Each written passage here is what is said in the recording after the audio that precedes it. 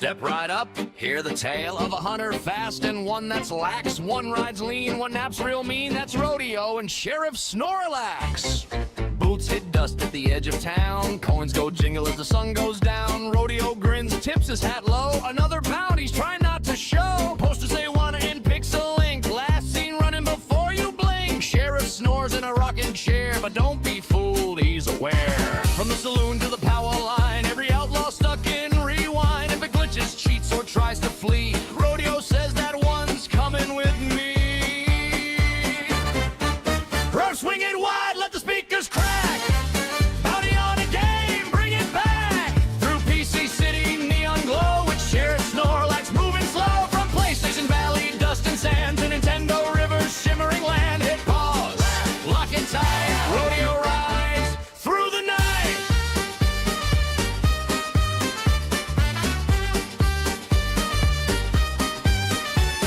Steam trains hum with a vinyl beat, clockwork horses tap 4 feet. Games hide out in an arcade shack, thinking lag might cover their tracks. Sheriff wakes, just one eye open. Did we catch it? Yeah, it's spoken. One heavy step, the ground goes thud. Justice snaps, but it's still good. Tokens rattle, systems shake. Every outlaw makes a mistake. You can run, you can save, you can load, but you cannot ride Rodeo. Hair swing it hot, let the rhythm bite. Another bounty wrapped up tight. Across controller canyon, past joystick planes. They chase those pixels off the rails. Sheriff Snorlax guards the gate, dreaming justice wide awake. Hit pause, lock it tight.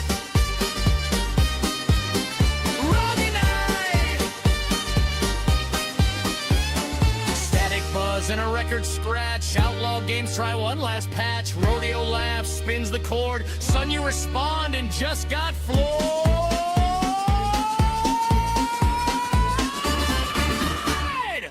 Jank Frontal swing, what's their style? Stack them bounties in a neat pile. From console crossroads to pixel pain. Look, glitch too fast, no cheat, too sleek. Sheriff snores, but don't you doubt. Howdy. Go down, he's knocking out. Hit pause, lock it tight. Rodeo rides live. Game over tonight. Game over tonight. Sunrise hums with an 8-bit glow. Another town saved by Rodeo. Sheriff naps, case closed clean. Press start again. Same dream, new scene.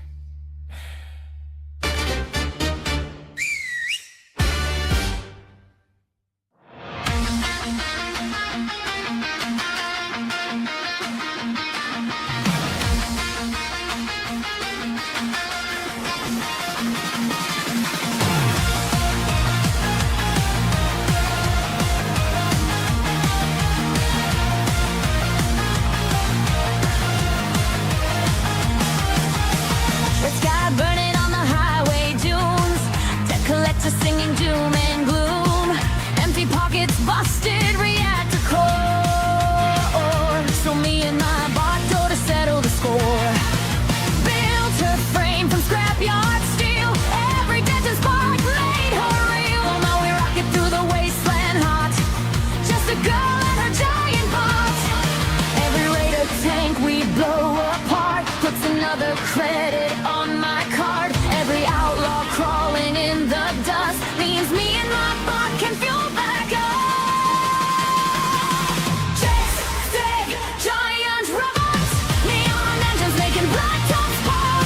Tick, stick, giant robots, punching bandits till the baseline drops. Death goes down every time we roar. Every other bot gets smashed and swapped. Best friends forever in the desert roar. Me and my giant robots.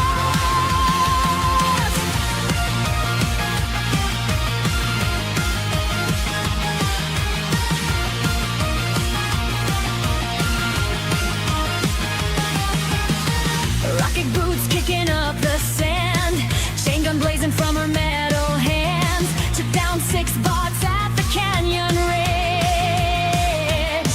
Sold the scrap at the trader bridge. People say that the world's gone bad, but honestly we're having a blast. Nothing beats when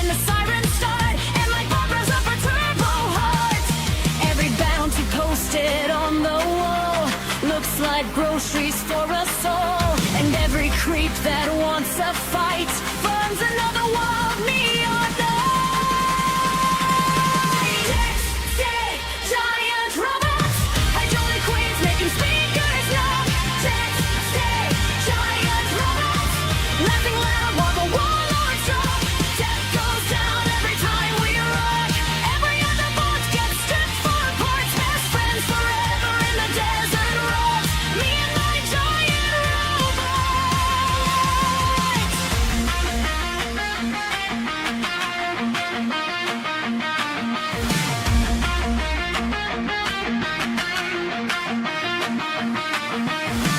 Maybe someday we'll be rich and free. Big grown powers by a toxic sea. But even then I know one thing, I'd still ride with my scrap-built queen. Jets, snake, giant robots, raise your fists when the engines stop. Jets, snake, giant robots, neon legends that can't be stopped. World's on fire but we still got heart, turning bad guys into smashing parts. Best friends forever whether rich or not. Me and my giant robot.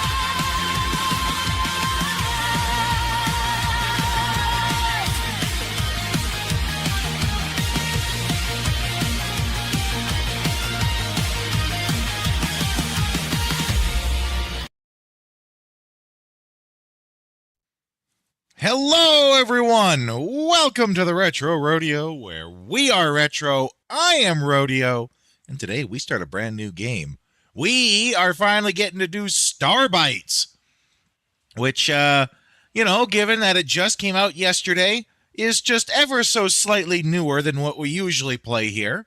But we are playing this today thanks to Vagrant Dart, who made a bounty out on this game. He paid the $100,000 dues to have this be the next game that we play here. And I think that's because he knew also it was a game I was interested in playing. I was going to be playing it regardless of whether we did it on stream or not. And, he digged it too, so he thought, what the hell? We're all going to play it together. Now, I have not done anything with this. I know very little about the story. I've tried to avoid hearing the bigger points. All I know is the redhead chick. She's the main character. She built her own bot on a junkyard planet. She's massively in debt to someone. And she's, trying to get out of that debt. And she's got friends. Or at least she's going to make friends. Regardless, let's hop right in. I hope everyone's having an excellent Friday. You guys know me. I am always into A, turn-based RPGs, and 2, big giant mechs. Who doesn't love giant mechs? Yeah, that's right. Happy Friday, y'all.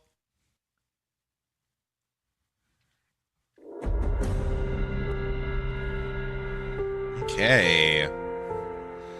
As always, whenever we're starting a new game, if the audio levels are going nuts, feel free to tell me. I haven't got the PNG tuber fixed yet, so I am aware about that. I think it comes and goes with it being in sync properly. I don't know how to fix that. That's on my list of things to do.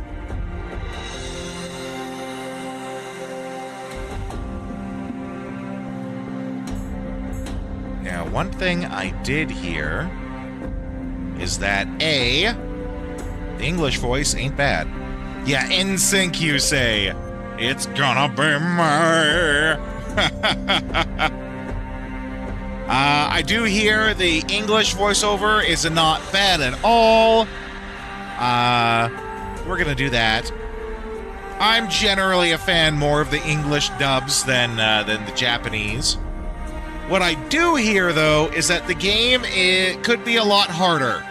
That it's kind of too easy. So we're going to actually start out on hard. I don't usually do this. Normally my thought is that the normal difficulty is the difficulty that the developers intended most players to do. but from what I hear, one of the biggest faults of this game is that it has really cool mechanics to do in the actual fights, but that they're pointless because just being strong and just pounding your enemy into the ground is just as effective as trying to strategize. So we're going to start on hard. If it turns out that's too hard, I'll go back to normal. We'll see. I like dash to be on toggle. Shake subtitles in vibration. Now, take the feedback to heart, patch it up, maybe. That's a big patch. That's a big patch. Especially for a smaller game like this. I think the more realistic one, which, you know, I'm with you. I hope they do it too. I think the more realistic one, though, is the developers take what was learned here and apply it to a new game, like their next game, and they don't repeat the same mistakes again, hopefully. Okay, so what I'm going to do, this is kind of how I like to do audio. I like to have the music down 60, special effects at 80, the voice maxed out. That way, it helps to make the voice lines a little more clear. I do this for pretty much all games, actually. Gonna save those changes. I like how it's asking me to set the difficulty after I've already set the difficulty.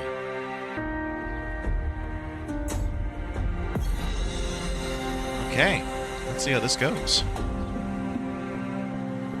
We have made our mistakes, and now our universe is on the brink of its demise. In an age-long past, mankind made its departure from Earth, intent on finding resources in the stars beyond.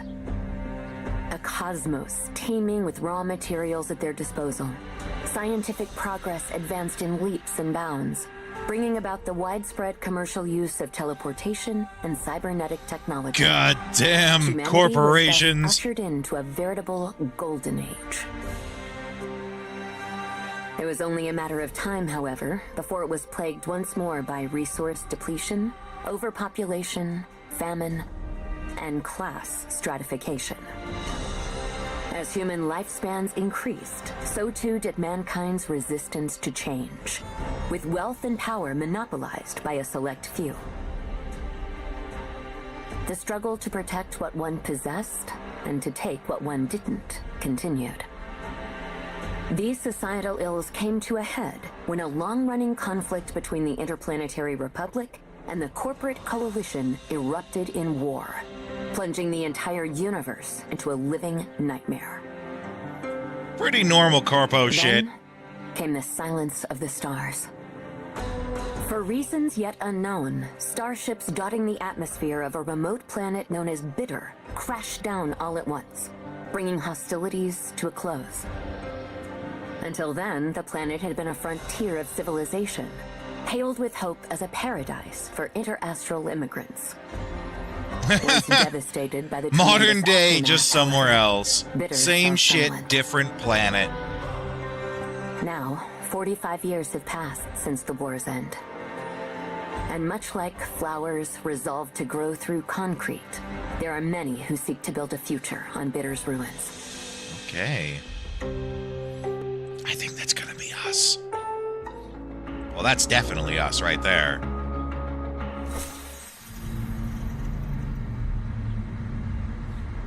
All right, you two. Drum roll, please. How many times have we done this? But this time's the real deal. I worked my butt off to get I the thing. mean it this time. Isn't Finnick gonna get mad if she catches you, though? You think I don't know that by now? I've been going at this slow and steady for years to keep her from noticing. And now, I finally have this ticket to show for it. Ah, yes. Oh, that's a ticket? Feast your eyes, friends. Here in my very hands lies our gateway to greener pastures, the key to our future, our literal ticket off Bitter. Okay. So far,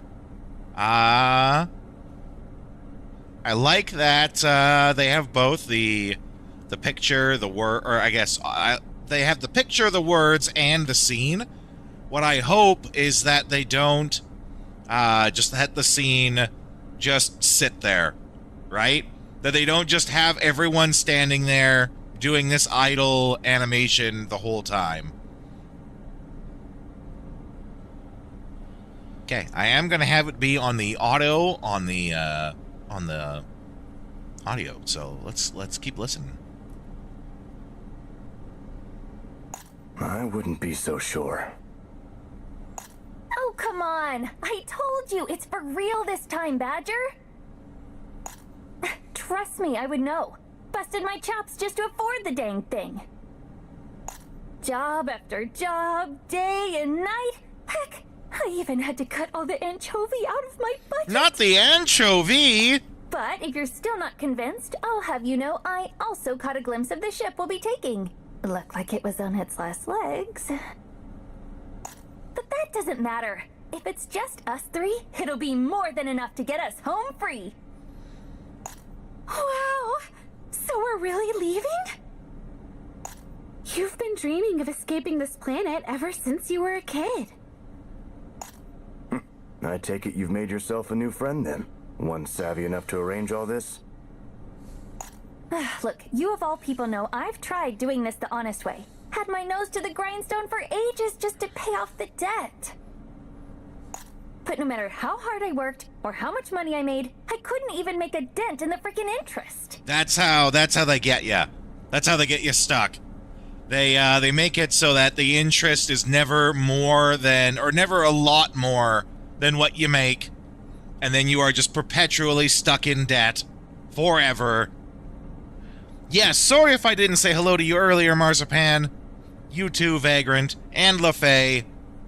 Always glad to have you guys here. How do you do, don't care? So I'm out of here. No way am I spending the rest of my life stuck on bitter. Especially not for some debt I inherited from parents I never even knew. That's extra harsh. The debt's being carried over to the children? Oh boy. Okay. Anyway, you two wait right here. I'm gonna go bring over the guy who's helping us with all this. Then you'll see. He's gonna be a scumbag. Aww. You're not taking us with you? Heck no. We'll stick out like a sore thumb if we all go together. If Fennec catches us now, it's game over. And we're so close I can practically taste the stardust. What does So Stardust just sit taste tight. like? I'll be back in a jiffy, alright? Fun fact, astronauts say that space smells like burnt steak. Fun fact.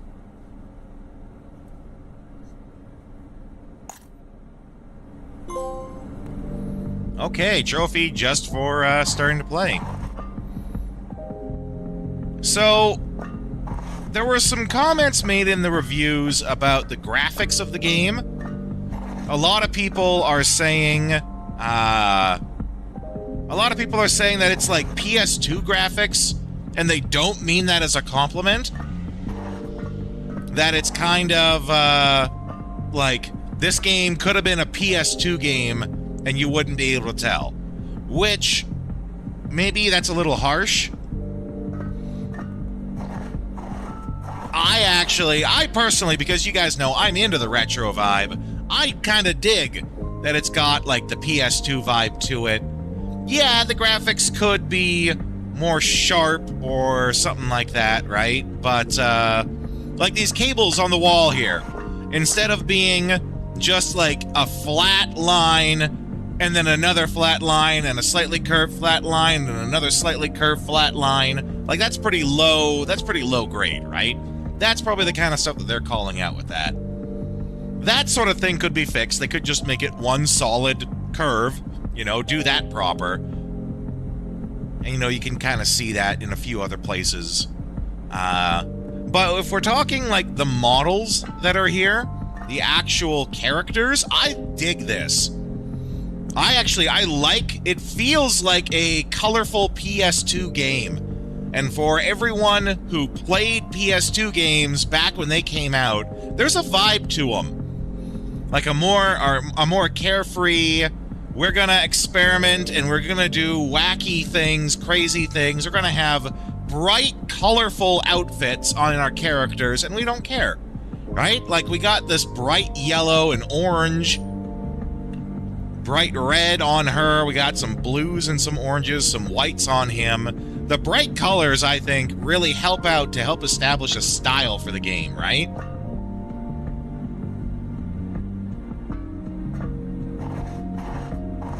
Trying to see if I can break the walking animation.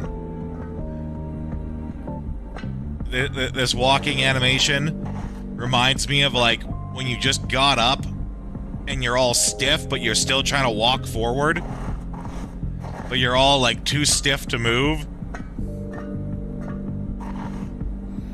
Yeah, for the character models, saying that it's got PS2-like graphics, that's a little harsh. As I pointed out, though, with things like the background cables, like the various debris that's everywhere, I can see it, and maybe that's something they could have cleaned up. Like, if you look at the dirt on the ground here, it's just a solid line, which I can tell you how they made that. They made that by, like, the metal floor that I'm standing on, you have that be the environment, and then you have a separate object that is the dirt, and then you just literally put the dirt as an object halfway through the metal floor as an object.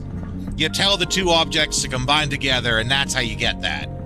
And it's kind of a lazy, it looks like the dirt's piled there, but because of the rough lines, because those are the only parts that go over top of the metal floor, it's just a solid line, right?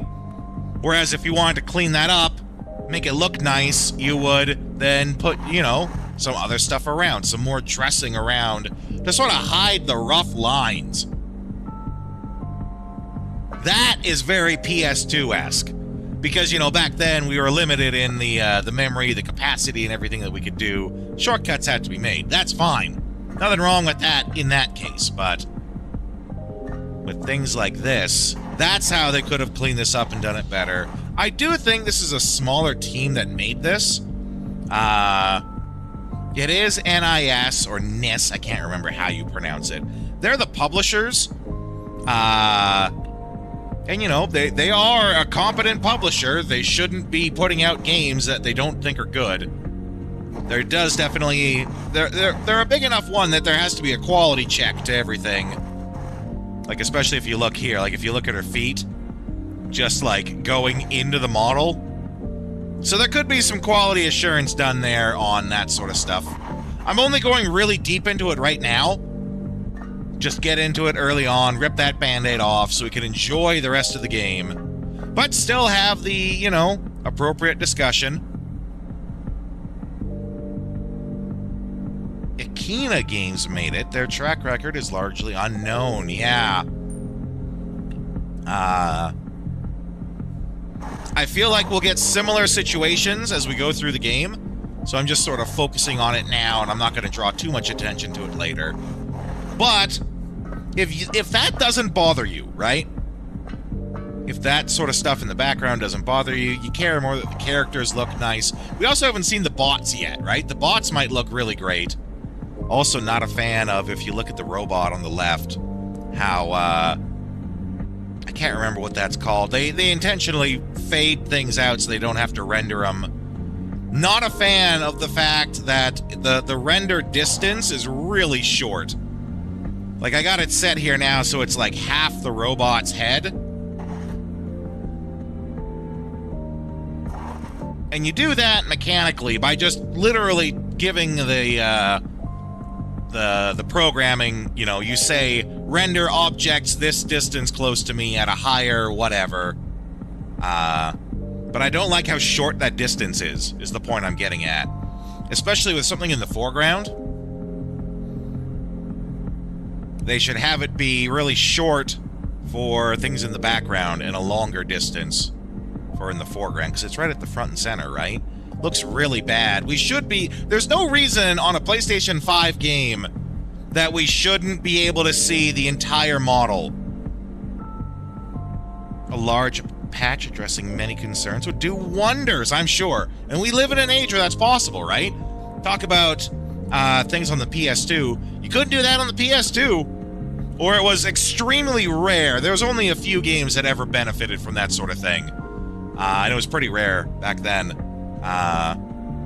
But there's no reason on a modern console that we should have this issue, like the rendering distance there. This is like something they'd have on the Switch, right? On the Switch with its lower capabilities, they would do something like this. But on the PS5, there's no reason that we shouldn't be able to see everything crystal clear. And what's weird is, or not weird, but funny, you look at the half of the robot there that is rendered, it looks nice. It's bright, colorful, the metal really shines on it, which makes all the metal parts really pop out. It could look really nice. But instead, we see it all blurred out and fuzzy.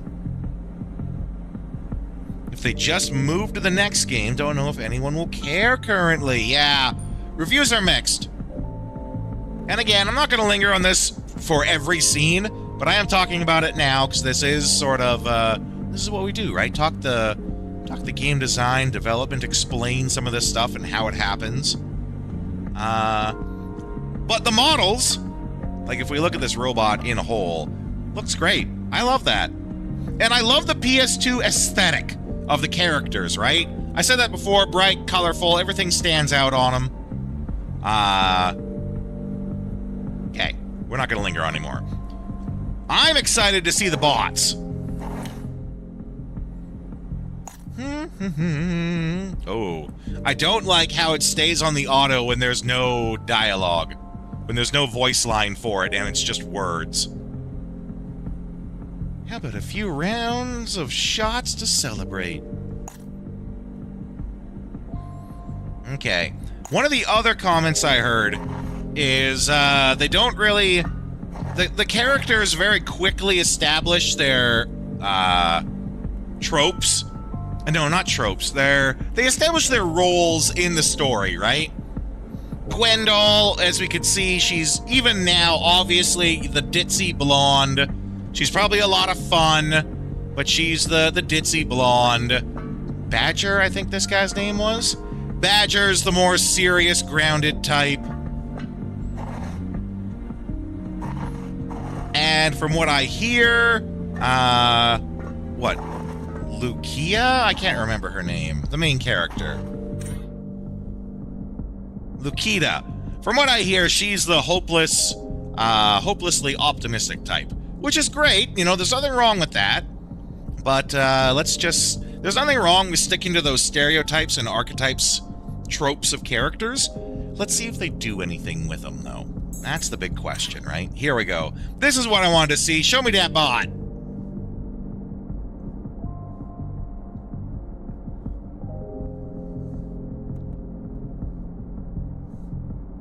Right. Uses a slingshot, I think, as its main weapon.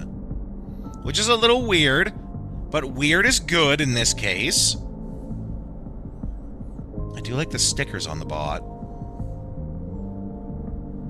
I do wish they were a little more vibrant in the colors, because as I was mentioning before, that's helping to establish sort of the vibe of the game. But, this is okay. We can't see the others, unfortunately. Alright. How exactly did you find this smuggler? Oh, a girl's got her methods. Oh boy. I do think we can customize them. I'm pretty sure it's the classic situation of, different parts will have it look different on the bot. And as opposed to having equipment, we have parts. Oh yeah, what's the deal with the bot? Can we see? No, he's just there. He's chilling. There we go. There's our run. I do like that run animation.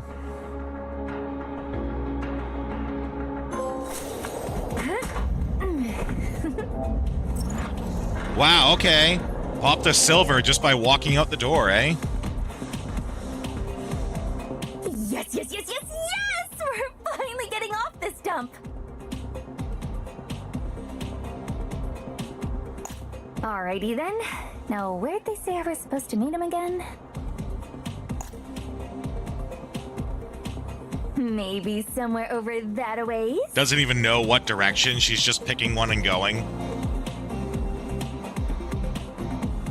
Oh, that looks like some rust buckets decided to set up a little roadblock. No biggie. I'll have it knocked on its ass in no time flat. Enemies on the field will begin to chase Lukita once she enters their line of sight. Getting too close to an enemy will initiate a battle!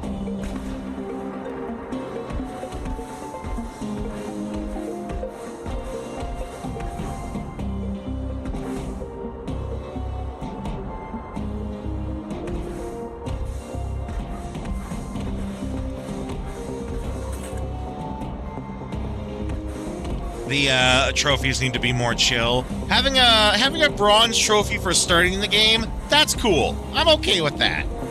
My particular favorite of that is when you get developers for smaller games and they use the bronze trophy as a thank you trophy. Like, they'll call it whatever, but then the description for the trophy says, like, thank you for playing our game, right? I like that. Or there was one on Heavy Rain. When Heavy Rain first came out, it had a trophy at the very start that said something along the lines of, like, thank you for believing in interactive narrative. Because remember, Heavy Rain was kind of like, it was a big deal when it came out. It did something new. Oh, okay. So we don't talk about trophies a lot on the channel. Let me take this opportunity to have you guys, I'm going to teach you a little bit about trophies versus achievements and how they can be different, right? Okay, this is somewhat important because this goes to part of understanding the platforms that you're going on and how they function differently and how you have to adjust things so that they work for everyone. So on PlayStation consoles, there is no set limit to the trophies that you can get. There is kind of a loosey-goosey in the background, like total that goes there, but you could have a game that has like a platinum trophy, a gold trophy, and then just literally every other trophy in the game is a bronze. I've seen that in games. I've seen that on some RPGs that like have a lot of collection and side quests and stuff, where they have just a bronze trophy for completing every side quest. I swear, I talk for a living. A gold trophy for beating the game, and then a platinum for getting all of them. The platinum trophy on PlayStation consoles is always the last you have collected. You have collected all the other trophies. We give you a platinum trophy to acknowledge that you have done everything. That's one platinum trophy. Gold can be, they can do as many golds as they want, right? I've seen some games that do, you know, a platinum trophy and 5 golds for getting through the entire game. Now, I don't know the exact numbers, so those numbers will flux. I don't know them off the top of my head. But, loosey-goosey, they can pretty much do whatever they want on PlayStation, and there's just sort of a loosey-goosey guidance system, but nothing's set in stone, right? The only thing that is nearly sacred, I'm going to say nearly sacred, just for now, placeholder, is the Platinum Trophy. Every game, when you get all the trophies, gives you a Platinum Trophy. That's kind of the golden sheep, right? Shut up and take my dollary dues. Gold? Nah, and Johnny Silverhand. Nah, Johnny Silverhand. It's more interesting at the different rarities. Yeah, so can we Can we just pop in and see the trophies here? Yeah, okay. So in this case, you know, we can see it has 39 trophies for this game. Now, I don't think we can see, like, each individual... can we sort by rarity? There we go. So this game in particular, we have 1 platinum... Looks like 2 gold. And then several silver, and the rest are bronze. I don't really want to look at what they are. I don't want it to possibly spoil anything, right? So that's what we got for this game, right? 1 platinum, 2 gold, a bunch of silver, even more bronze. Xbox with their achievements, they work with a different system called Gamer Score. Gamer Score is always 1,000 points per game. That is important. This is why you get people who, you know, when they brag, you know, I have 800,000 Gamer Score. Well, then that means if you do the math, right, 800,000 Gamer Score, and you can only get 1,000 Gamer Score per game. That means that they've platinumed, they've mastered, done all the achievements for 800 games. Gamer Score is also universal in that regard, right? Now, that's how that works. They just give you a certain number of points. The points are arbitrary. They don't have a set number of, like, a gold trophy is worth 200 Gamer Score or 400 Gamer Score. They don't have a set total for it. Again, they can kind of just do whatever they want so long as it never goes over 1,000 Gamer Score for each game. Okay? Now remember, these are the same tasks that are getting completed for each game. The game developers, they are the ones who send Sony and Microsoft, send them the list of accomplishments that need to be done. Now, on Nintendo's part, because I'm sure the next question is, well, what does Nintendo do? Well, Nintendo, they don't do it at all. Nintendo is actually staunchly against doing any sort of trophy, achievement, anything like that. They are absolutely against it. They go on a stance of saying that they believe that having those specific achievements detracts from the actual game. They think that achievement hunting, trophy hunting, actually takes away from the game, and that the game should just be enjoyed for the game, and that doing specific things just for the sake of getting a trophy or an accomplishment detracts from it. That's their official statement, at least. So Nintendo doesn't do it at all, though the funny thing is there are many Nintendo games that have the same, like, achievement list in their game, but it's just integrated into the game. I can't think of one off the top of my head, but it's literally the exact same list of trophies, but it's just like an in-game system that marks it for no additional benefit. It's just there so that people who are playing this game on a Nintendo console can still do it, right? It's weird. It's weird. But you guys know I always like to add a little bit to it. This is me just explaining how trophies work. Trophies, achievements. So for all of you who already know this, these mean nothing to you. Let me get a little twist on this then. What do you do when it doesn't match up? Because I made it very clear that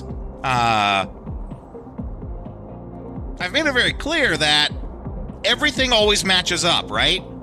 Actually, one addendum to that, where it doesn't match up, is on Xbox. What they often do, especially for the really popular games, because remember, Xbox Gamer Score works on a number system where they can do whatever they want so long as it doesn't exceed 1,000 gamer score. What Xbox often does is they add their own achievements for 0 gamer score.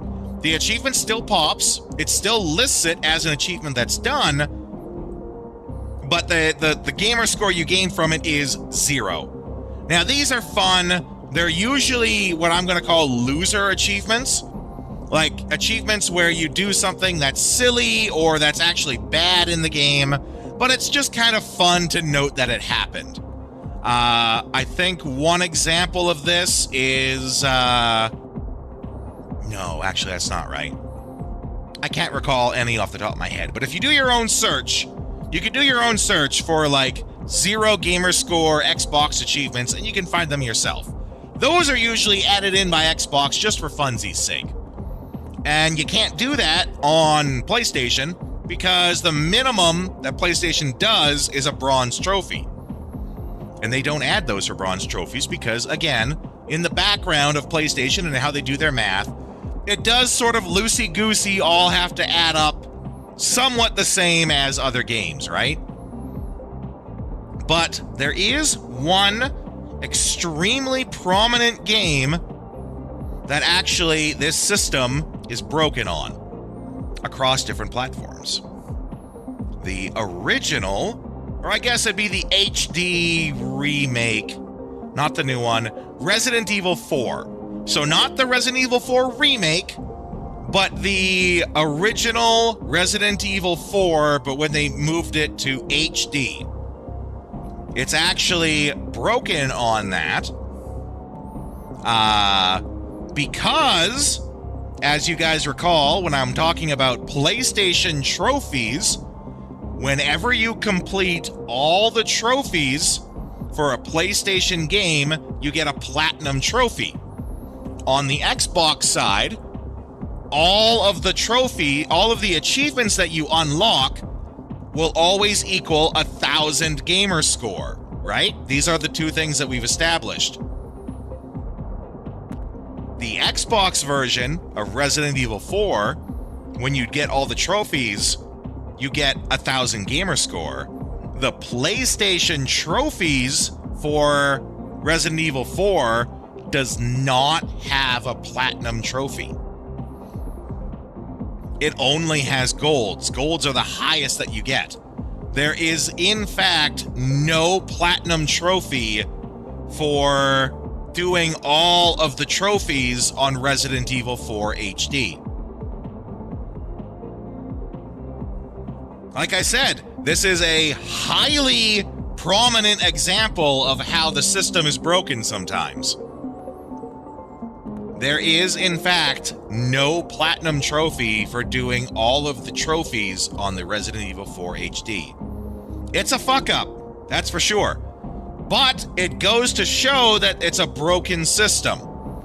And as much as I like PlayStation more than Xbox, I have to say that it's PlayStation's fault on this problem. Now, it could be that Capcom themselves fucked up, but I think gamer score is a more efficient system, but trophies are the more flashy system. If you show someone that you have 800,000 gamer score, people usually just look at that and they go, oh yeah, that's a big number.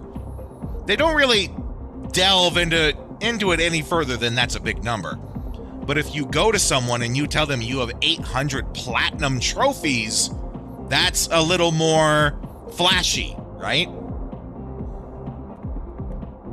It's more likely being it is a PlayStation screw-up.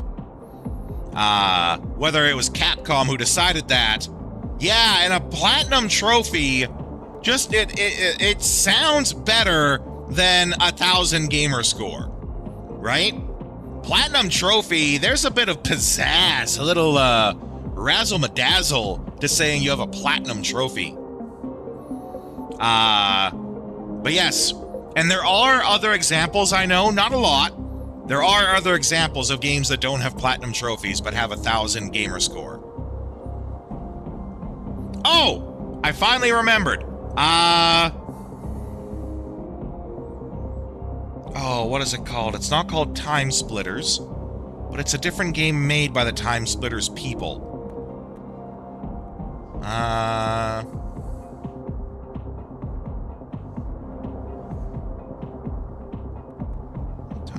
Free Radical Design. Okay. Free Radical Design Games. I'm gonna know it in... No, it's not Crisis. It's a silly, goofy game. Maybe it was Time Splitters. I don't think it was, though. There was another game we were talking before about how sometimes Xbox adds 0 gamer score trophies. And there was one game I know, it was made by the Time Splitters people. It might have been Time Splitters, I can't remember. But they added in, I think, like 20 or 30 0 gamer score achievements to the game. Because it's a very silly, zany, wacky game. So they got all sorts of really wacky, like 0 gamer score trophies that they added to it. You know, as an example of a game that added, you know, a bunch of 0 gamer score trophies. So, you know, whenever someone tells you there's no difference between trophies and gamer score, you can look them in the face and call them a goddamn liar. Because if you actually know, you know there is quite a lot of difference. On the surface level, it seems like they're exactly the same. You guys have been taught now it's not true. They are not, in fact, the same.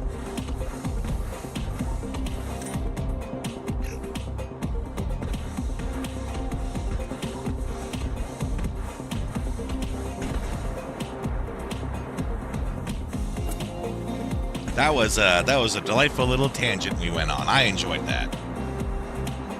I also enjoy how how fast the fast is.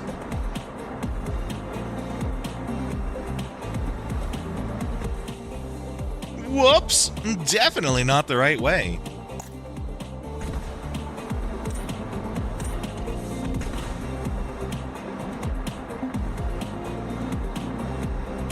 Charging station, I assume that's what's going to fill us up. Rest and save, yeah.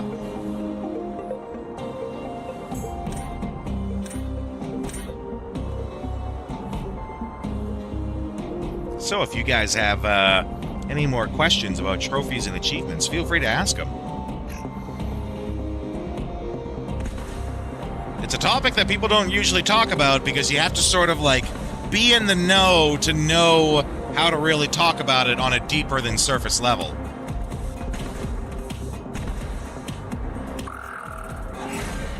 Let's do this thing.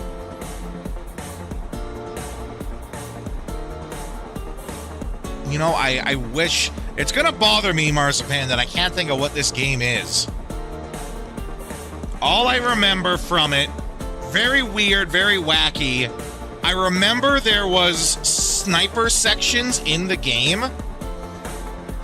There was sniper sections in the game, but instead of just, like, handing you a sniper rifle, what they did is, if you guys have ever played Silent Scope, like Silent Scope and how it has like the mounted sniper rifle in the arcades, their sniper sections in their game is basically Silent Scope, where it's actually like a mounted arcade console that has the sniper rifle built into it, and that's where you do your sniping sections of the game.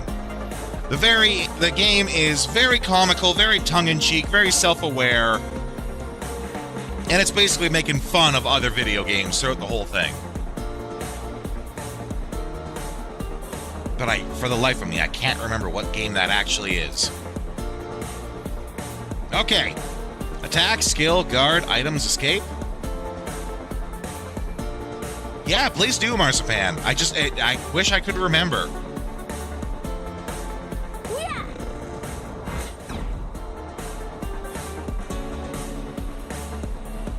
Reveal enemy weaknesses. Yeah, okay.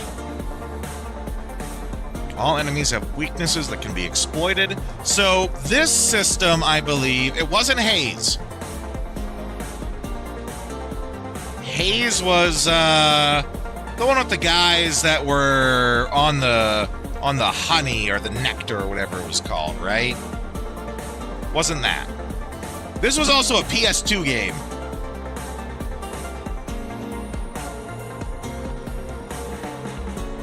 I'm almost certain it was a PS2 game.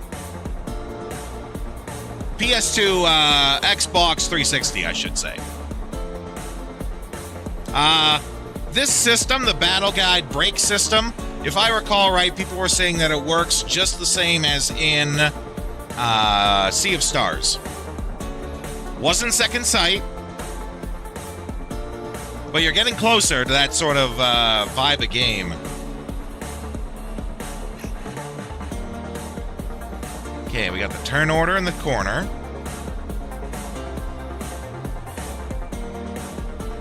Let's see, was it Warface? I don't think I recognize that one. No, wasn't Warface.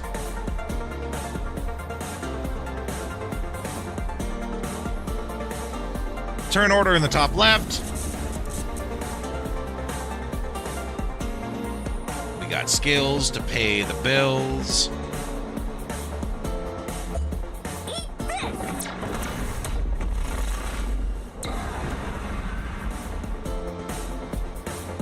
Yeah, so driver's high. Kind of their overcharge. Limit break, if you will. Hit an enemy, driver's high gauge will charge. Once it's full, you activate. Lets you immediately do another attacker skill. Your skills will be upgraded, granting more power and altered abilities. Okay. It might have been a Time Splitters game. I don't recall.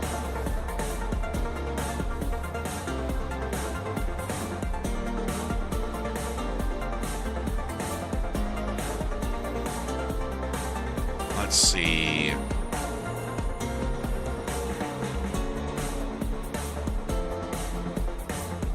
Time Splitters sniper rifle. No. Because Time Splitters has an actual sniper rifle.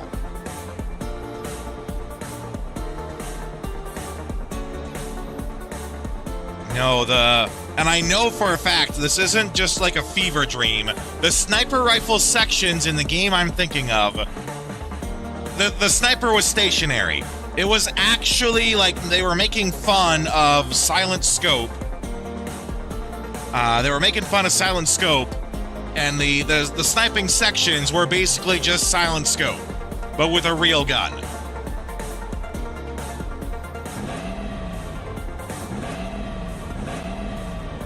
That's fun. I like how they do a little rev.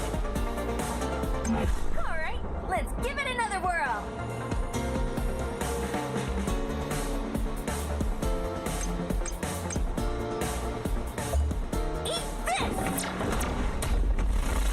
Yeah, so that is much more powerful.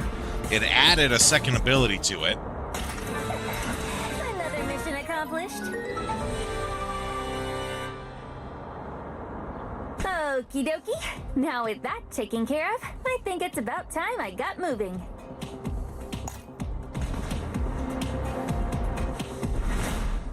Okay, a bigger bot.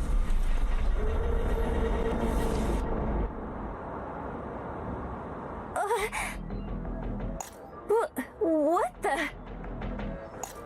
Where the heck I don't did think it was this thing come Crytek. from?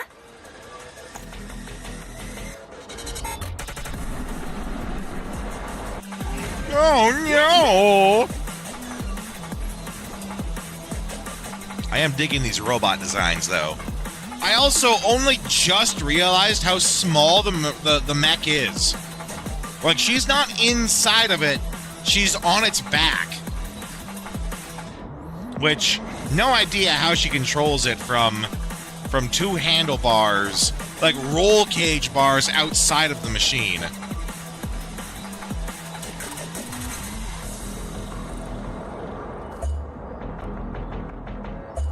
Bam! More where that came from. Okay, well, he's not weak to that.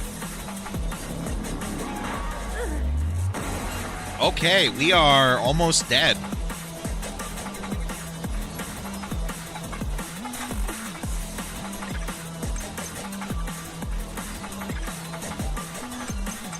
Well, I did just save, so if it turns out I just die here, then we know that, you know, this big fight's coming. Bam! Wherever that came from.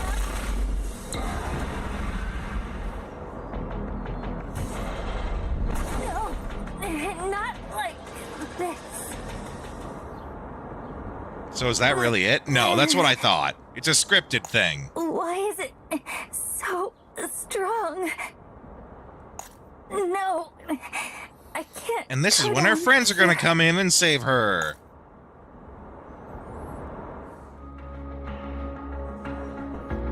Or did I actually? No. Oh. Yeah, I think it was scripted.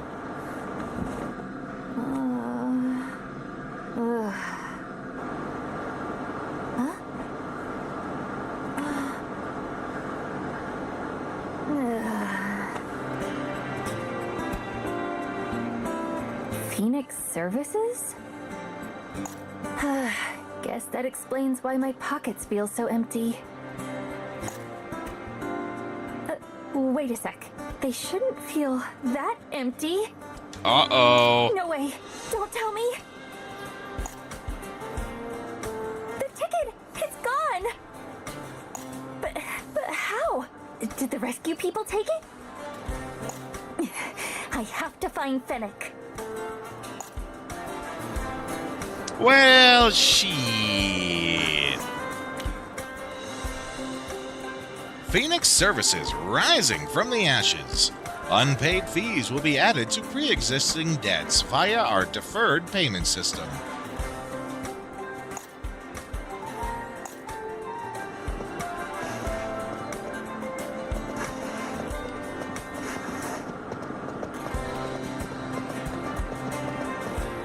Kind of fun how she does a little slide there.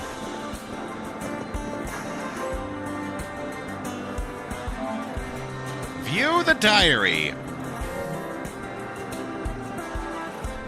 Bounty Hunter. Gwendol, Bounty Hunter. Her switch totally flips whenever a fight breaks out. You gotta bring the target in alive to collect the bounty, idiot. Her earnings are decent, but not enough to cover the cost of her drinking habit. Badger, City Engineer. He repairs Delight's facilities and helps Bella with her work. How fun can that be? He's got a surprisingly delicate soul, but people often misjudge him for his looks. Heck, even I thought he was dangerous back when we first met. Fennec, miserly employer. Money, money, money. Is that all that ever matters to her? She's the absolute worst.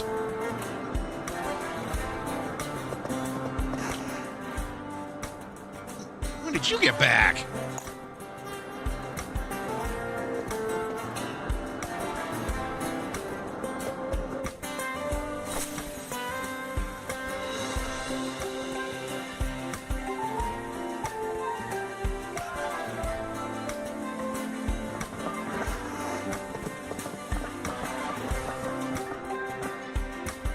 Oh, there's our, Vagrant saw this guy. We got, like, Dr. Robotnik in witness protection, pretending he's in another game. Or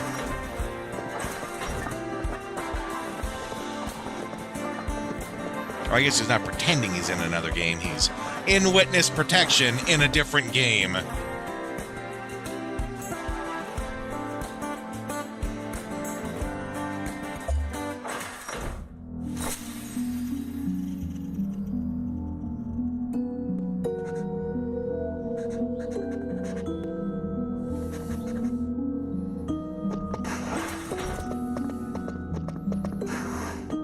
Not a super fan of these fixed camera angles. There's a time and place for fixed camera angles, and this isn't This isn't one of them. Fennec! I heard you've caused quite the ruckus again, Lukita. At this rate, the sheer amount of debt you carry will take the better part of a millennium to settle. Tell me, do you ever intend to pay it all back? Gee, thanks for the concern. Nice to know you were so worried about me, you know, almost dying. To speak plainly, we'll be adding the cost of the rescue services you received to your debt as well. But I never even asked for their help. Have I not told you, Lukita? Debtors require my permission to die. You're not allowed to die. Sold my soul to the company store. Money's the only thing that matters to you, isn't it? Whatever. You guys happen to see anything on the ground when you found me? It's important. You refer to that coin you always carry around, I presume? If so, it ought to still be in your pocket, no? No! No, not the coin, Actually, yeah, the coin. Oh, yeah. If that's all, then you may take your leave to attend If she to still your has motorbot. debt, boss can't Down know in the she's trying to repair skip shop the at planet. present, as I'm sure you can imagine. And nobody's turned in any items to the Lost and Found recently? Is there something in particular you're looking for? No, not at all. I'm just gonna go now.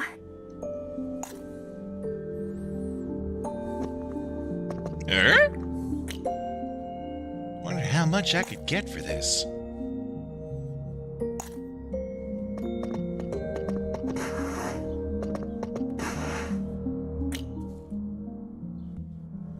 Shouldn't go touching anything, yeah. Again, though, with the auto scroll, I wish it turned off when there was no actual audio going.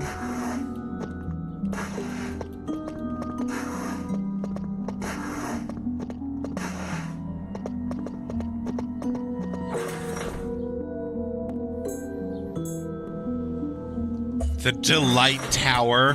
Something tells me it's quite the opposite. Lots of robots, eh?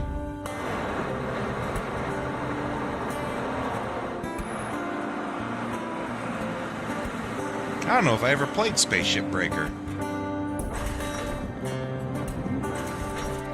Well, not like I can just ask around, so where to look first? Hey, garbage girl! Heading out for another frolic in the filth? What the hell is this guy? I'm not a garbage girl. I'm a salvager, idiot. Look, just leave me alone, all right? I'm busy. Oh, I bet you are. What with all that debt, I mean? You know what he looks like? He looks like if Tintin put on 100 pounds and dyed his hair blonde. Because he's got that, like, baby face look with the little coif of hair. Well, go on then. I would so loathe to keep you from your precious piles of trash for much longer. Though, given you're likely to be in arrears till you're old and gray, I'm sure you'll have plenty of time to indulge in their fumes, won't you? Oh, shut up and get lost already. Oh, fine, fine. I don't suppose I should be associating with someone so far beneath my caliber anyhow. If you're so special... Oh, the slimeball what are you doing prosecutor trapped on from this planet with Phoenix the rest of Wright? us? Which one? Aren't there lots of them?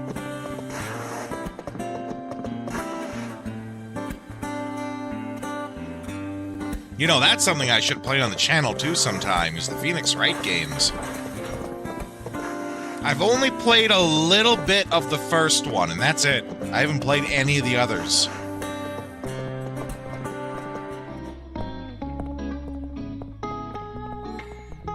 Feel on top of the world. Oh, it's a toupee. Nice.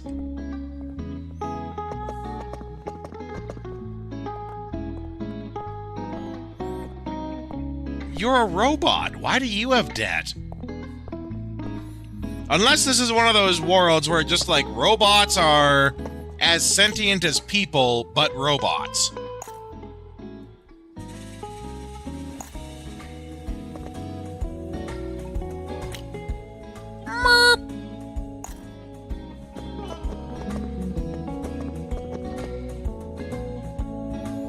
Oh my god, the cat doesn't even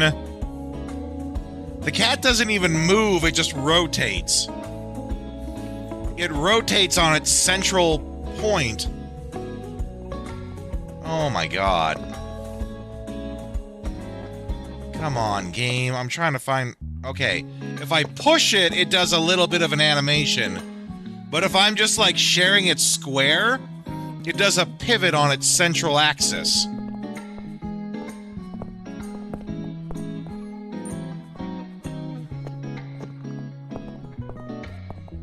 Very slowly. Jeez, game.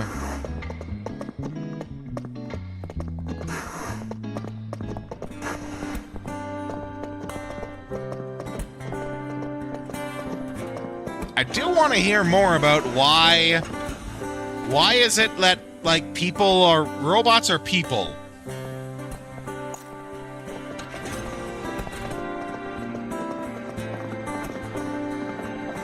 You can't just, like, casually do that without an explanation. Rest assured, you will always be safe and delight. As long as Fennec is around, no one will dare lay a hand on the city. Also, I can apparently claim a gift. Okay. I am afraid I don't have any packages for you today.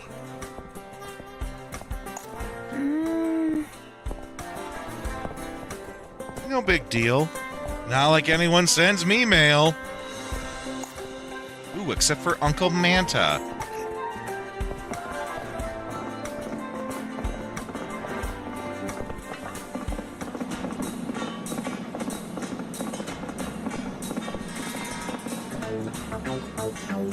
Alright, before we get into this, I'm gonna run the ads, and I'll be back in just a couple of minutes. Enjoy some, trailers, some games we played in the past, and I'll be back right away here.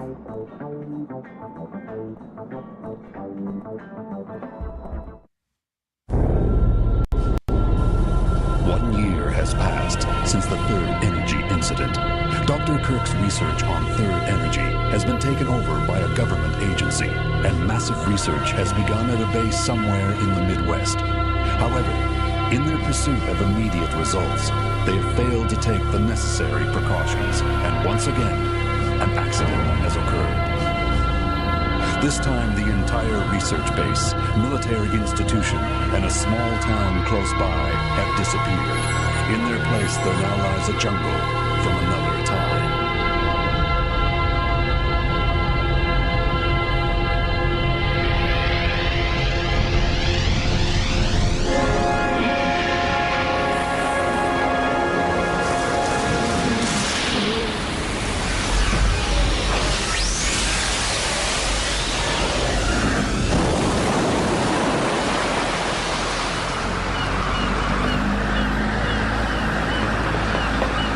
May 10th, 2010. I'm about to step through a gate into another time. Or maybe it's another world. I'm being sent in with other members of TRAT. Our mission? To rescue 1,300 survivors and collect data on the Third Energy Project. Hey Sarge, where do you want this? Did you organize a transmission on this GPS? There's something wrong. Hey. Huh?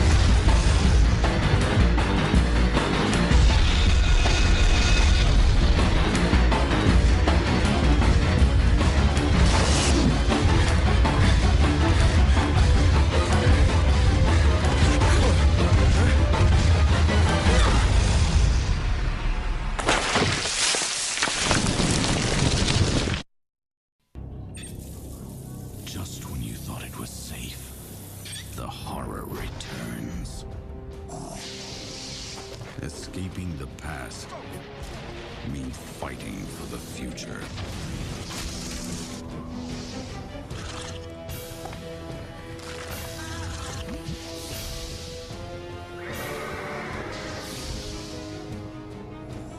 Parasite Eve 2.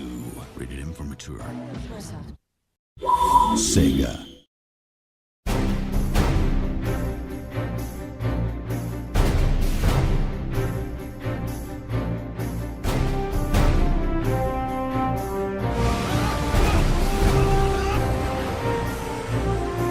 Got our orders.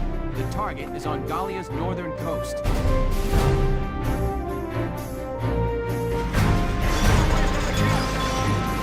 Enemy sighted.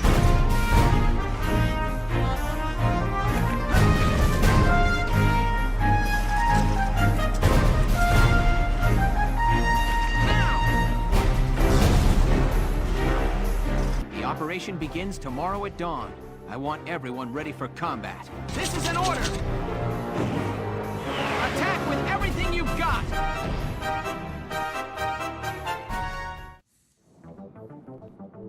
Okay. Let's get back at it here.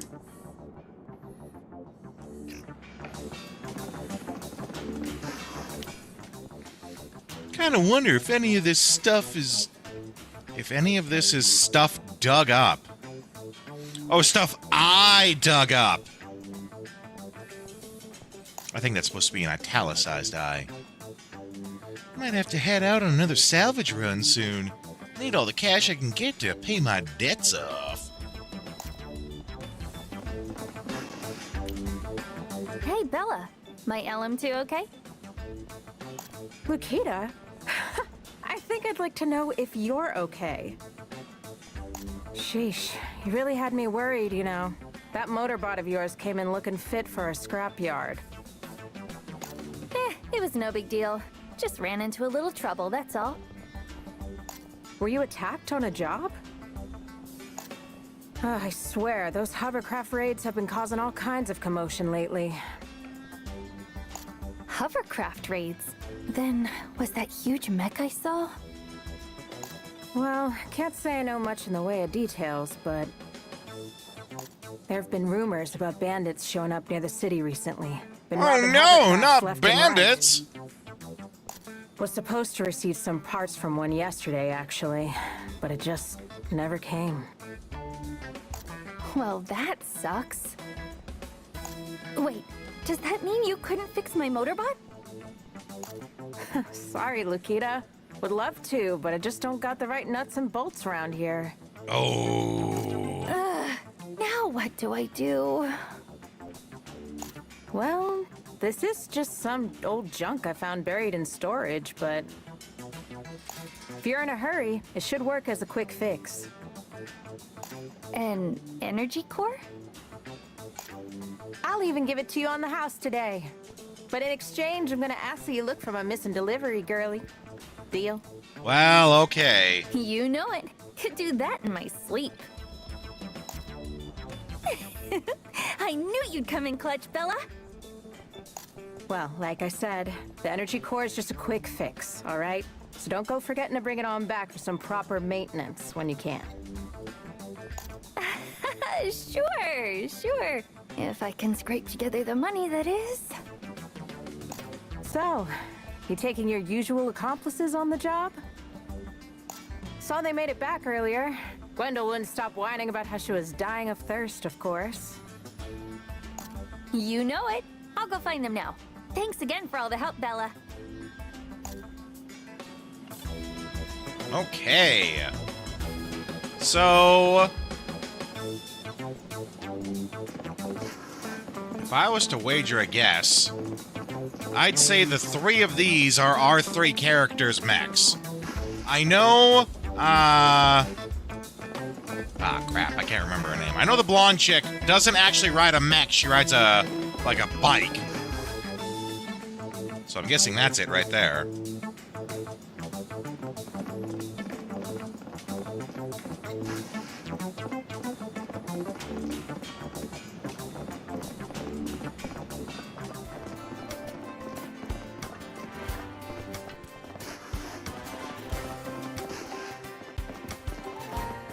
weird seeing robots in poverty. Gwendol, that's it. Oh, there's our guy. There's our Dr. Not Botnik there.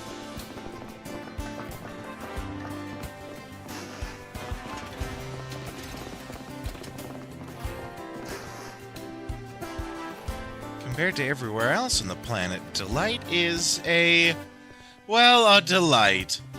If you say so. Though how do I know that they actually mean that and they're not just programmed to say it? Oh, this guy's got like a luggage thing over him. What's that mean? If there's any Sonic lines, we're gonna have to see. Welcome to Hotel Hilbert.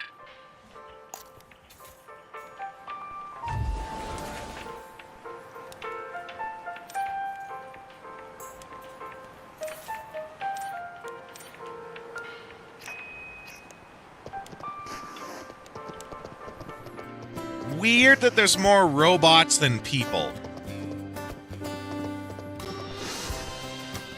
And how the robots all dress like people. Hey, you guys. Huh? Oh, hey. There you are, Lukita. We were waiting for you at the hideout, but you never came back. Ugh, you reek of booze. Didn't you guys just get here? How are there so many empty bottles already? It's natural robots would take over eventually. But these were just my daily dozen. Daily dozen drinks.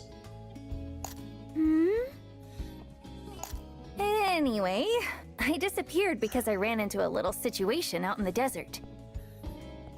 This big mech thing just showed up out of nowhere. It was all like, bam! Accurate description of what happened. Bam. Yeah, KO'd me big time too. And once I woke up, the ticket was just gone.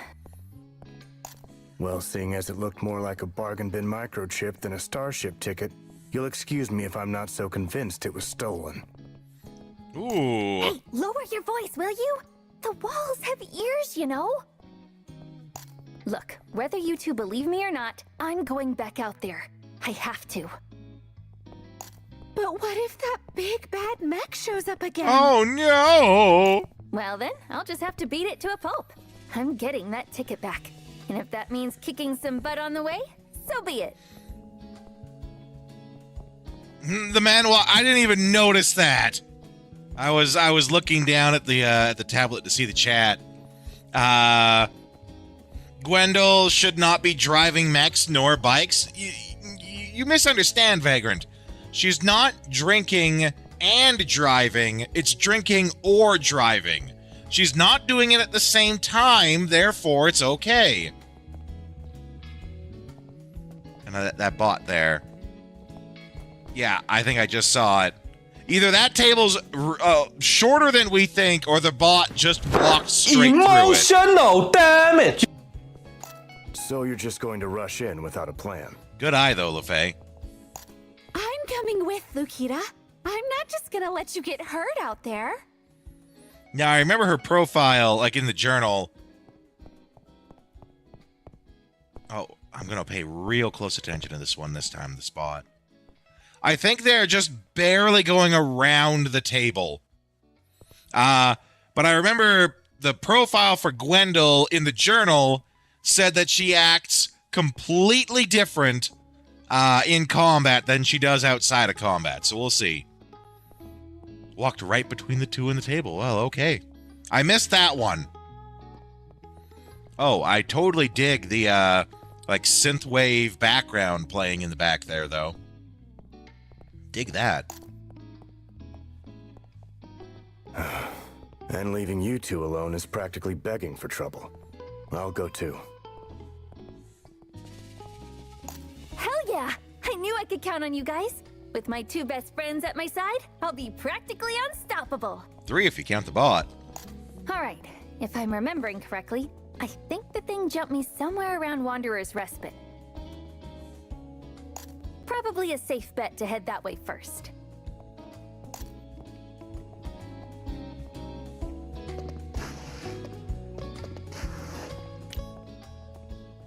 You know, Salute, I don't think I've ever seen you deny Gwendol a single drink, and her tab must be in the trillions. So why'd you cut me off last time? Because Gwendol's our #1 customer. We can't afford to lose a big spender like her. Jekyll and Hyde, but a hot blonde. That's what I'm thinking. I'm thinking she's all like ditzy and drunk outside of combat. This is weird. This walk cycle at this particular speed, it looks like she's skating. The gliding just doesn't quite match up right. She glides a little bit before she takes her step, and it makes it look like she's skating.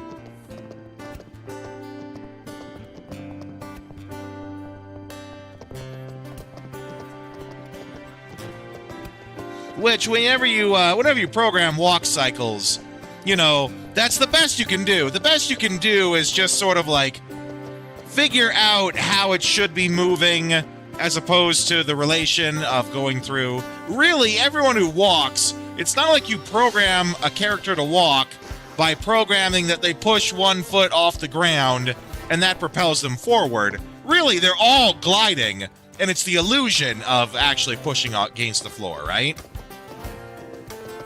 So really here, it's just like they really didn't quite get that right. Needed to remove that little glide that's going there.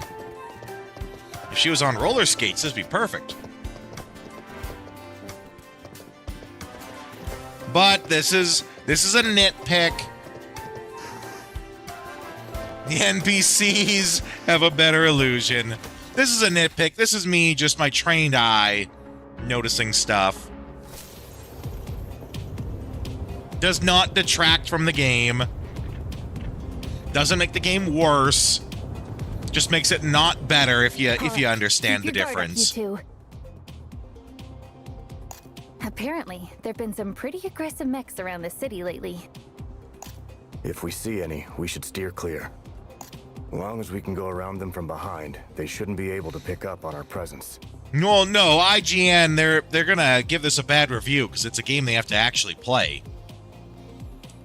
Better not to risk it with these things, especially not out here.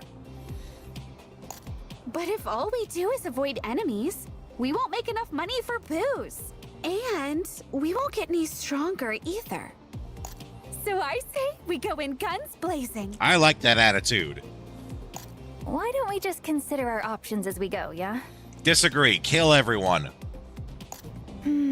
Not really seeing anything dangerous yet anyway.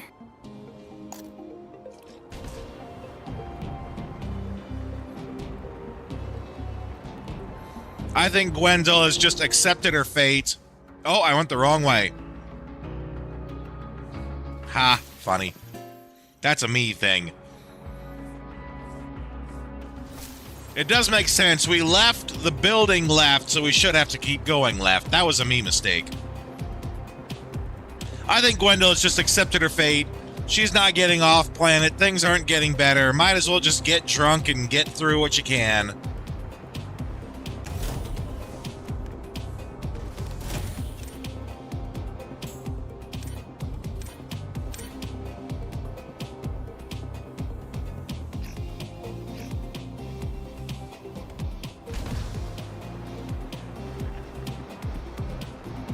Okay, let's see how combat really goes.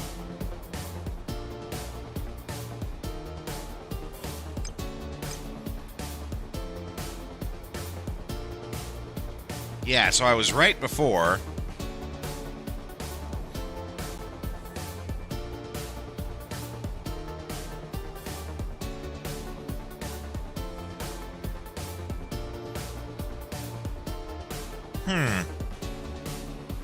Okay. So she does... I don't even know what the name of all these are.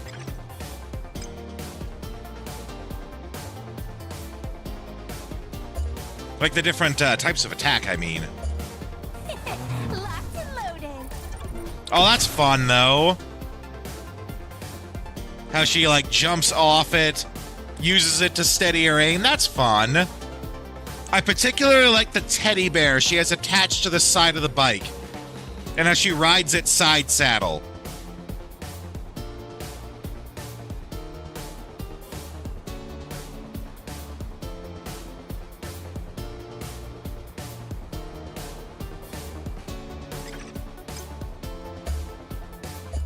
Bam! More where that came from. Okay.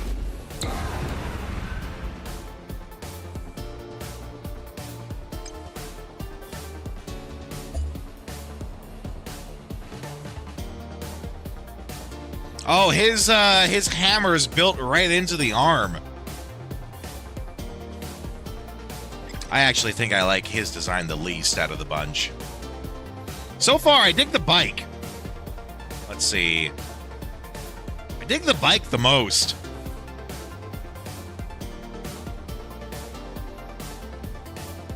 So he must be, yeah, I can see the back of his head. He's actually in his mech.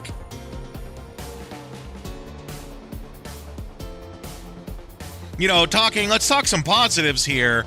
You know, we've been dunking on the game's graphics, but style, right?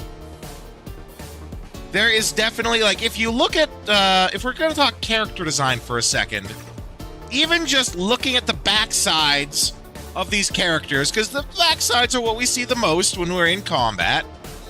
All three of these people are different. All three of them have different vibes to it. Right? Each character is a character, right? They're not just, you know, they're not just placeholders. There is style to this. And sometimes a lack of style, which is the case for Badger, but that's a style too. Having a lack of style can be a style. But, like, you look at Lukita here, she's on the mech in a, I am ready to go at any moment. I could hop off here and just keep fighting. Gwendol sits side saddle, all cool and posed. Badger is, he's serious, he's ready, no nonsense, he's not doing anything crazy. There is a style to all these characters, and that's rad.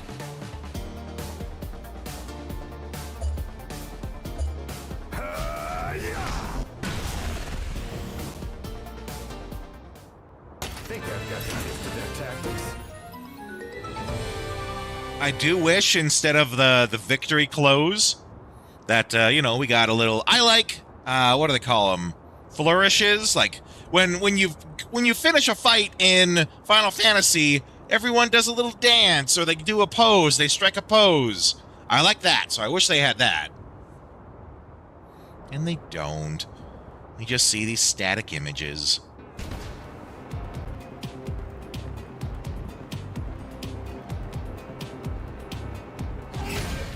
Let's do this thing. Eat this.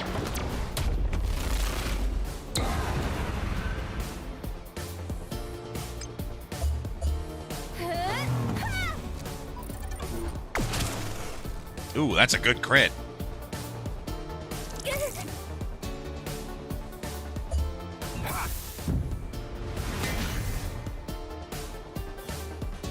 Oh wow, it must have like one hit point. Slingshot's a little weird. Slingshot's a weird choice for a weapon for your main character. I kind of wish instead of a slingshot, she, like, had a junk launcher. Oh, actually, maybe that's something I should pay attention to. Maybe the slingshot doesn't shoot balls, it shoots, like, junk. That would be more appropriate. Because, you know, she's so broke she can't afford ammo, right? So she just hucks whatever junk she can find at people. Remember our strategy. I'll have to pay attention to that.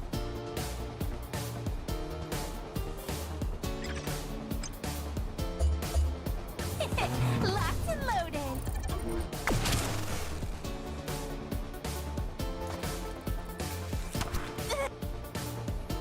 Okay.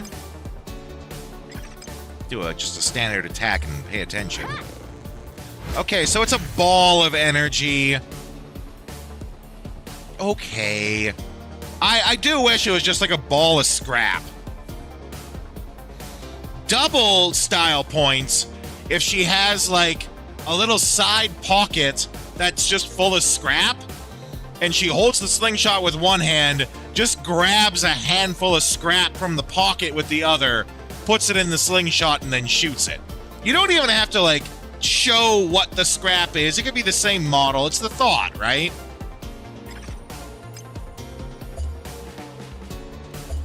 Eyes on the enemy.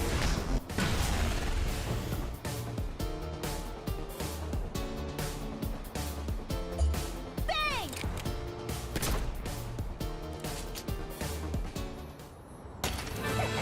Though if we're gonna talk the flow of the combat, the flow's pretty good.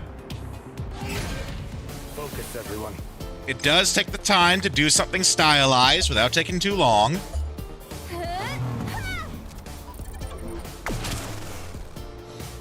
About 5 or 6 seconds for a special move. That's acceptable. That's perfectly fine. Bam! Wherever that came from. So that one was about 6 or 7 seconds. Eyes on the enemy. That one was 4. The flow of combat's good. They do something, but it doesn't linger too long. Because remember, the issue is we're gonna see these moves a million billion times throughout the game, right? You're not gonna have unique animations for it, so you get sick of it eventually. So having something that is good to look at while it's fresh in the mind and enjoyable, but also doesn't stay too long, drag out the combat. Nothing worse when you're playing a game than, casting Knights of the Round and it takes 11 minutes for you to go through the entire cutscene. I don't think it's actually 11 minutes. I can't remember, but it's long. But you have to do the move because it's your best move, but it takes too long to do. That's the worst. Calling out, Final Fantasy VII for some of its obvious faults. Because clearly no one else is gonna do it, so I gotta. Woo! Let's take him down! Bang!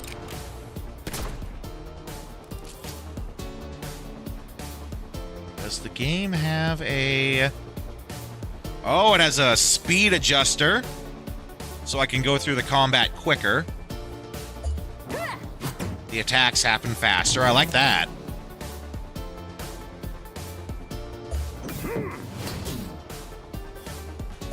Fire! It doesn't have an auto combat button, which I do like auto combat, actually. I do like auto attack for those quick battles.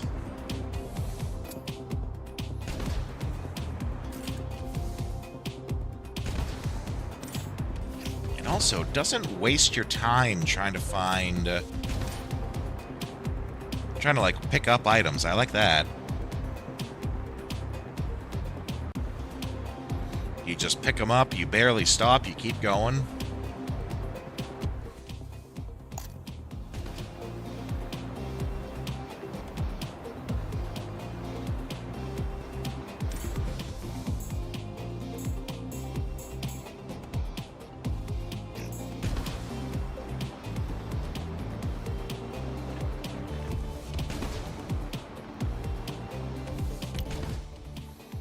Hard to believe Bitter used to look like this, huh? Tourists would travel across the galaxy in droves to see its sights. But then came the war, turning it all into waste, and no time flat.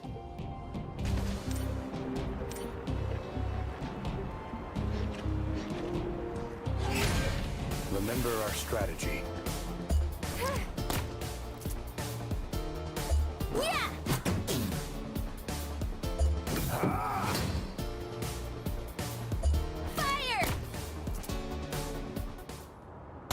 I've got the gist of their tactics. Ooh, almost missed that.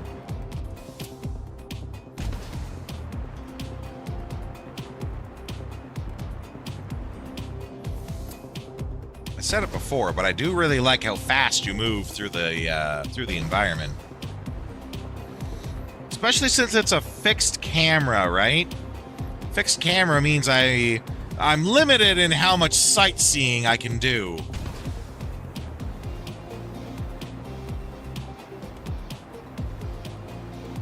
It does make me wonder if the fixed camera angle is so that I can't notice things that are underdeveloped.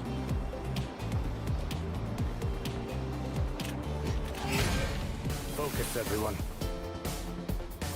Bang! Bang!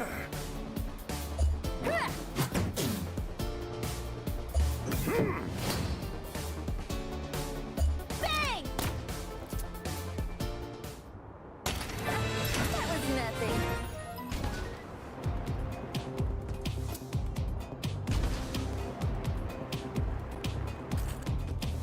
Ooh, portable charger. Ooh, a piece of candy. Ooh, a piece of candy.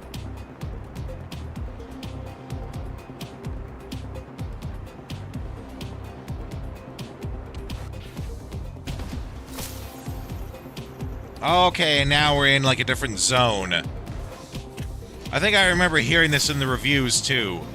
That like it's not actually open world, it's just several large zones connected to each other, which is fine. That is another way how you can help keep things manageable. Bang!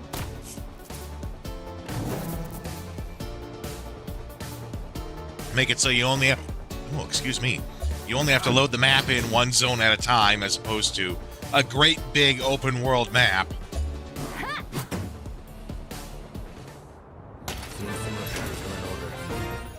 Which again, that's something that you would need to think of when you're like making it for the Switch, because remember this came out on the Switch, not Switch, well, it's also on the Switch too, but it's on the Switch.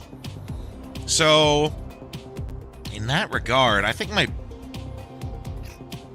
complaint on that is that all the ports are the same. You know, if you have the power of the PlayStation 5, there's no reason why you can't utilize that. You know, I talked before about some of the things they could do to change that, but I understand the limitations there for other systems, but take advantage of that when you have other consoles that are more powerful. There's really no reason not to. Well, okay, there are reasons not to. You know, it could be a cost thing. Maybe they don't have the cost to do all of that. I can't think of what the word is. There's a word for that. Optimizing. Maybe they didn't have the money to optimize for each individual system. Bang! We really pulverized them. Hunter's intuition. Increased speed by 20%? For only 2 turns, though? Oh, right, but if I remember right, the skills in this game, or is it the talents? It's both, I think. Talents can affect skills. Things are really basic when you get them, but then you can spend essentially talent points to, like, upgrade your skills. So it's probably 2 right now, but we can probably take a talent that will increase that. Talent points. So now, another complaint I had heard is that each character actually has, like, these full talent trees, which is pretty impressive, actually. And it's actually 2-tiered, I think, because then we get, or multi-tiered, because we get to Veteran, and that'll unlock a whole new set.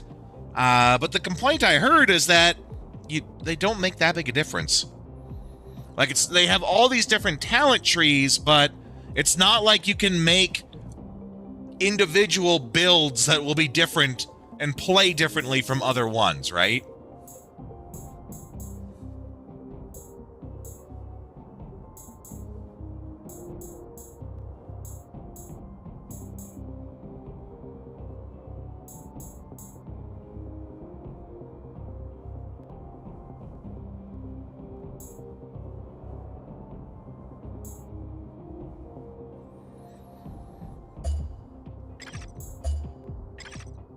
also wonder... Skills and core effects can apply to status conditions. Yeah, okay.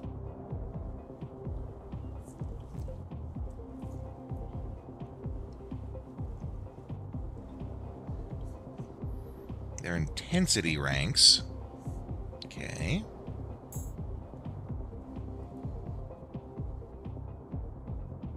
Okay.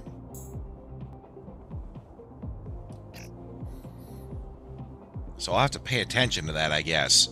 I'm wondering if the stats go up on their own passively as I level, or if it's all based in the talent system.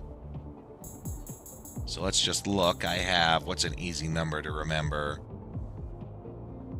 28. I have 28 attack.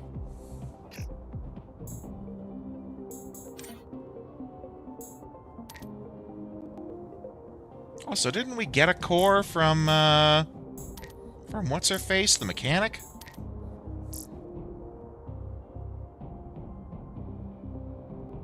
"13 speed!" Accurate, 13 speed.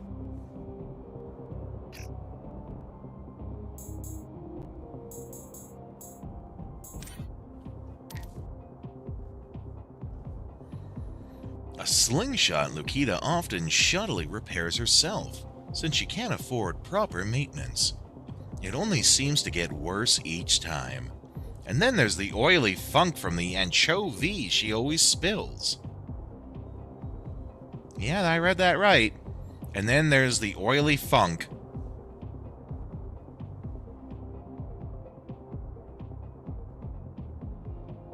For your horror-adoring butt?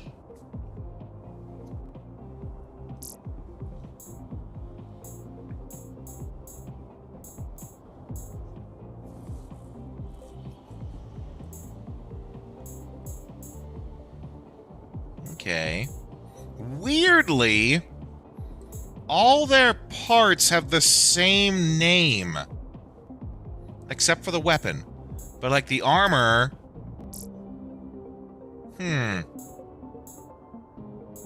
does kind of ruin a bit of the immersion when they're all named the same thing, but they look drastically different.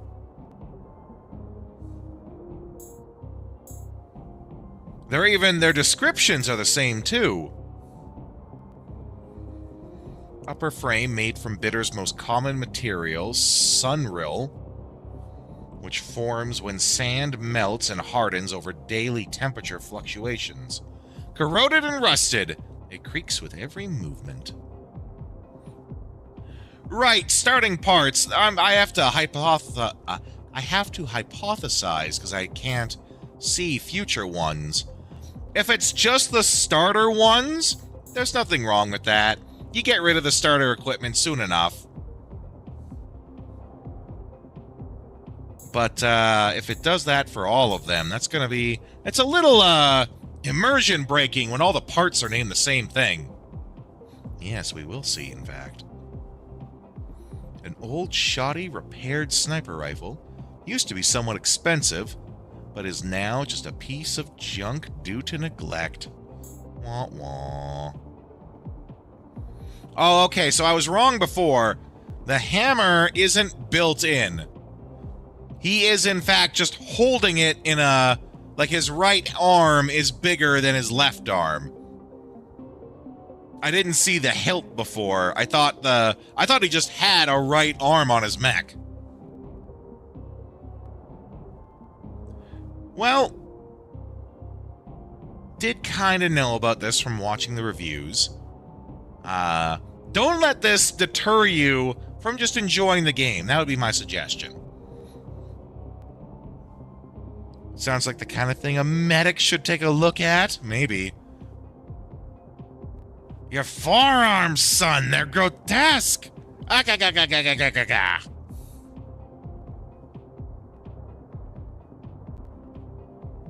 he is actually holding the hammer. We all knew this wasn't going to be like 10 out of 10 Game of the Year RPG, right? We knew there'd be flaws going in. I'm just doing my job of pointing them out. I think we still need to remember to have fun with the actual fun stuff and not linger on the negatives. Call them out, sure, but don't linger on them. Like, it doesn't make the game any worse. That's the difference, right?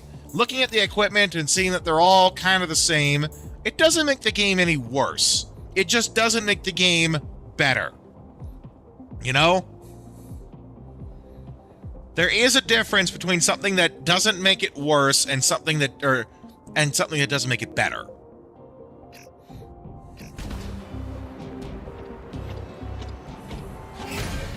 Let's do this thing. Fire! Ha!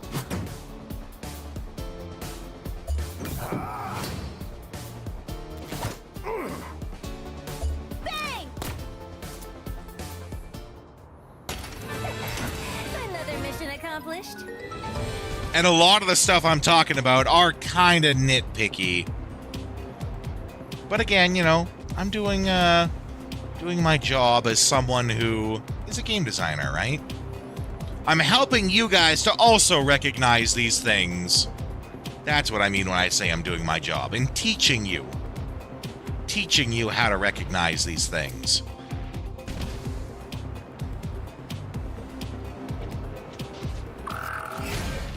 Focus, everyone. Just don't get hung up on them.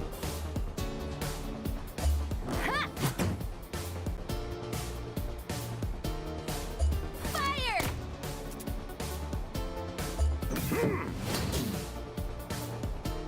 Yeah! That was nothing. You know, if I wanted to get really nitpicky, I could comment about how when we kill an enemy, they don't just fall to the ground immediately. For a fraction of a second, they actually just go back to their normal stance, and then they fall to the ground, looking almost as if they forgot that they're actually dead. You know, that's the sort of thing I would say if I was nitpicking. Bang!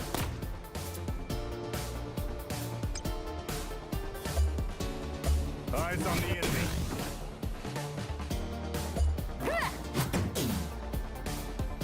Pay attention to it when I beat this guy here. You're gonna lurk? Well, thank you for being here, LaFay. Always enjoy having you here. Okay, so pay attention to it when I beat him here. Oh, that one actually didn't do it. Never mind. Another mission Maybe that's a particular one from the creature I was killing before. Mind you, I was still just saying that as a joke. Dilly dilly lower frame. So let's see this here. Lower frame, a dilly dilly lower frame. And again, they do look different though. Giving that credit, they are all interchangeable. Which really just seems lazy.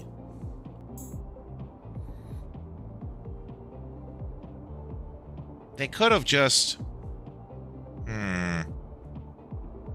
It seems like a cut corner. So all the parts are interchangeable, but they do look different when they're on the mechs.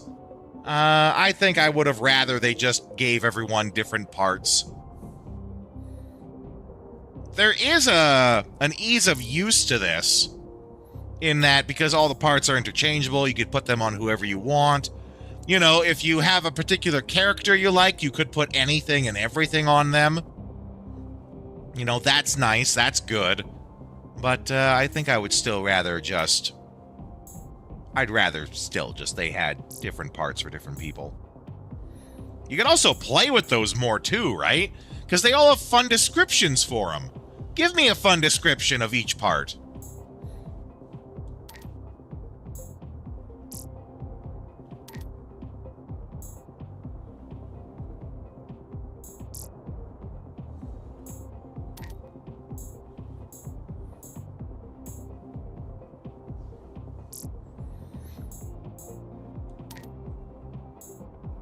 See, now, actually, I talked before about how Badgers was my least favorite, but I really like the standard one here. The head has kind of like this football helmet vibe to it. I do like how he gets a different head when we work with this armor. And actually, I really like that look. Reminds me of, like, Robot Hellboy. Because, you know, you got Hellboy and he, like, shaves down his horns. So just because it makes him look cooler, I'm giving him the part. Why not?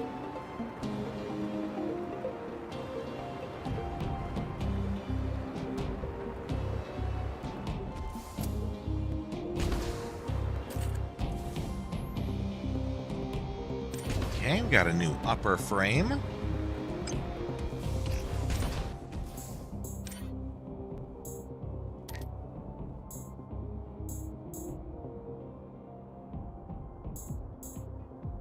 Oh, it's the same. Boring.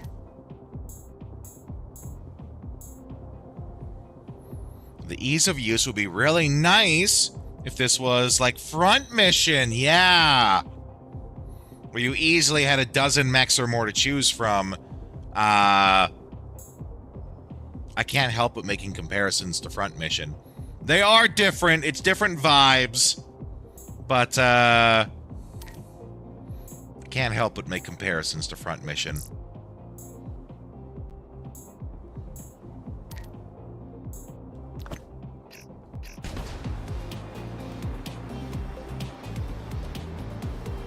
I like the music.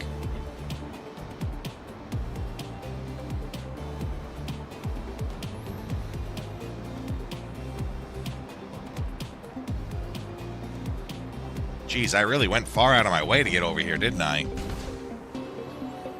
Strategy RPG, and definitely let you see more than 3 units. Yeah. This is what, different zone? Okay, let's not wander about yet.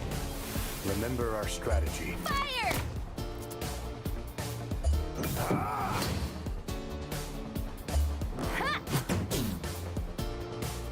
Bang! That was nothing. Get ready! Tedious task buying all the new parts or all the mechs. Yep. I remember that too, actually. Because it is tedious as hell.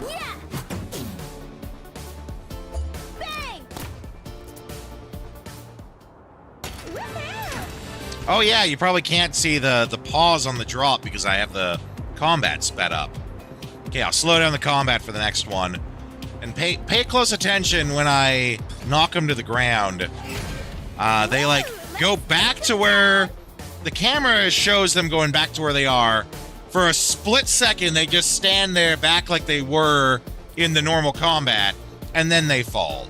It makes me think that they just, like, forgot that they're supposed to go down, like they're a bad actor.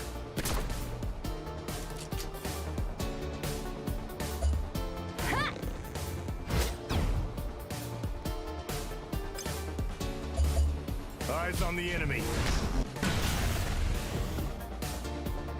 Okay, watch it here.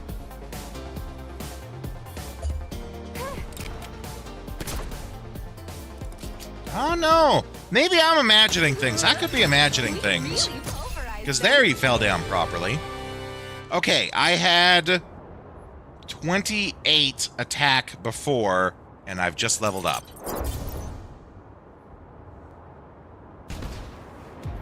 Could be an inconsistent bug. I could have just been imagining it too. I don't put that past me these days. And I have 31 attack now. Okay, so I do get passive stat bonuses when I level up as well. And the speed went up to 14. There you go, yeah.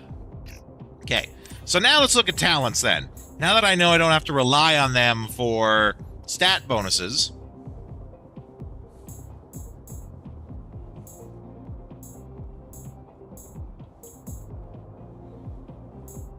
Probably gonna go into the attack in here.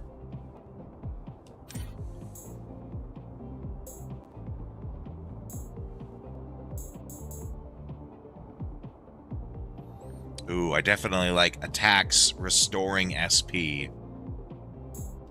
So we're going to go that way. All right, what do we got? Attack goes up. Trick shot costs less.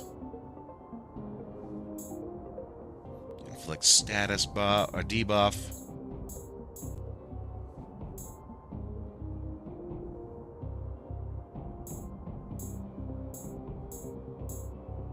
Speed goes up.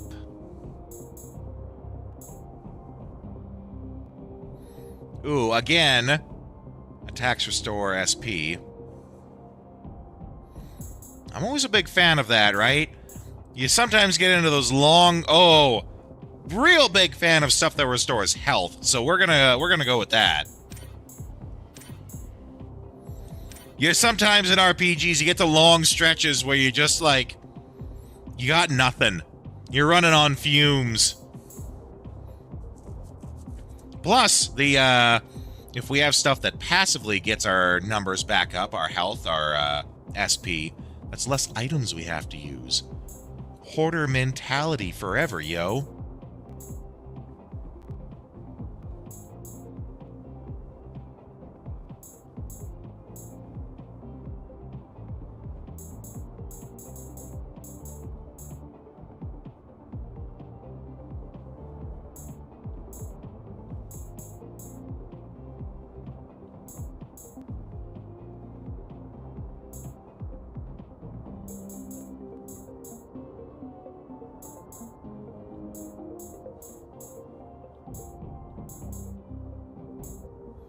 Apparently, I get some move called Warlord. Let's,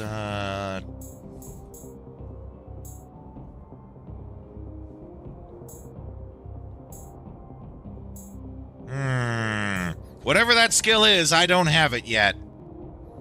But he gets a lot of stuff that modifies it in his talents.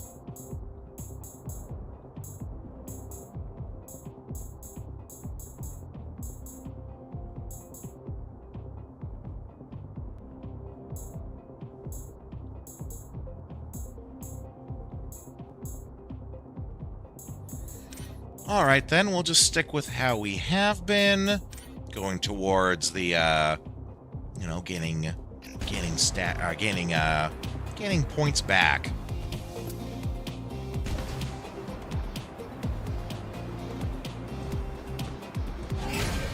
Let's go, you guys! Alright, let's pump up that speed! Bang!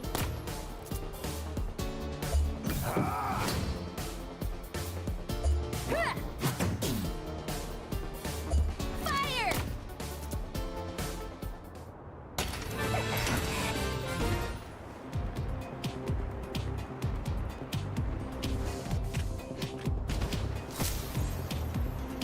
Salvager's Hideaway.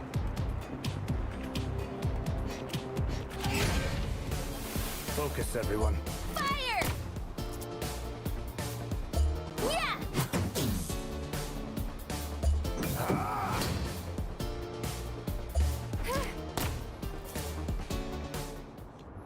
That was nothing. It was nothing. Nothing at all. Whoa, we found some Coober.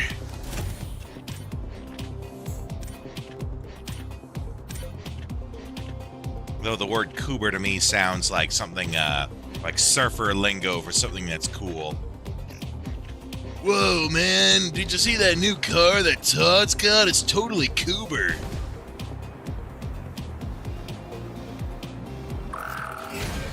Remember our strategy. Oh, okay, now we're starting to get into multiple enemies.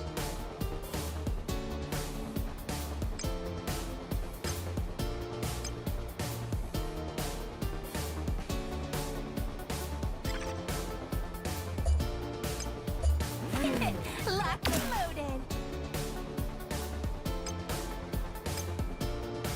Restore health, yeah, okay. More where that came from. And then if we want to make sure they don't get a turn,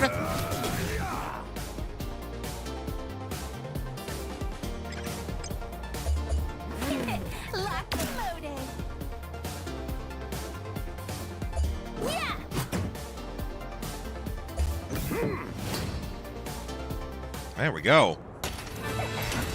Another mission accomplished. Goober sounds like goober? I mean, really close. You're not inaccurate on that.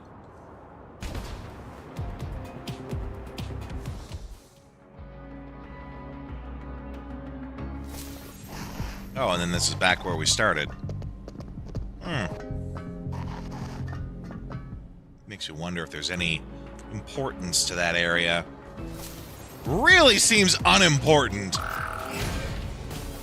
Focus, everyone.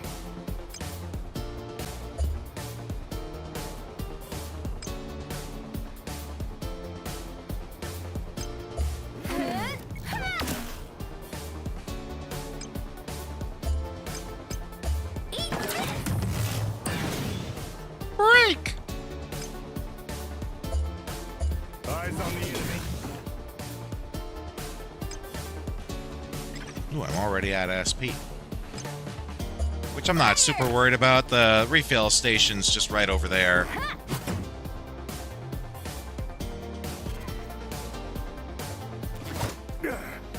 Okay, so when you break it and it comes back to its turn, it does still get that turn.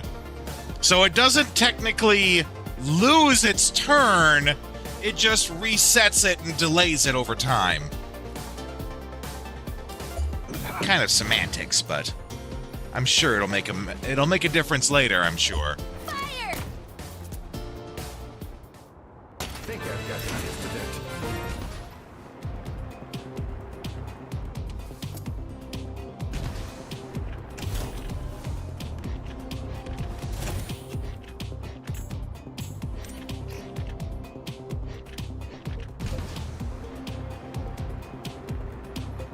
I think this is the bridge, yeah, where we went down before. Well, not bridge, but area. Huh? What's a hovercraft doing here? I think it might have been in a fight. A recent one from the looks of it. Seems the cargo's been stolen already, too. Maybe this was the one with Bella's delivery? Guys, Boy, is that lip syncing not good. Is that a head? Hold on. You don't think this is a trap, do you? Everything's a trap. knock, knock. You alive in there? Gwendol, you're not going to get an... Alive? Of course I'm alive, you nincompoop! Oh, wow, there you go. Ah! Those dirty, rotten thieves! Mark my words, I'm getting my body back even if it kills me! Well, Holy! define kills. Thing one of the deliveries? Aww, look how round its eyes are. It's kind of cute. You think it's cute? Shut up! Don't you dinguses know when to listen? I just got knocked around by some giant mech freak! Crushed my here hovercraft like a tin can it did. And to make matters worse, that's when Rockbot swooped in to steal all my stuff! No, not Rockbot! Oh, why me? What did I do to deserve this? Wait, Rockbot? Those clowns came all the way out here? Crap. Is that giant mech working with them? Hey, you said it was Rockbot who robbed you, right? Which way'd they go after? That way! Can Yeah, you I was gonna say. with your eyes or something? 'Cause I'm saying they went southeast, you moron! I was gonna say, how does he point? Which direction is that again? Over towards Wanderer's Respite. That's likely where they were headed. And seeing as my ticket's not here, that probably means... Rockbot stole it too? I know Fennec told me to never mess with them, but... I can worry about that later. Come on, let's get after him. Yeah!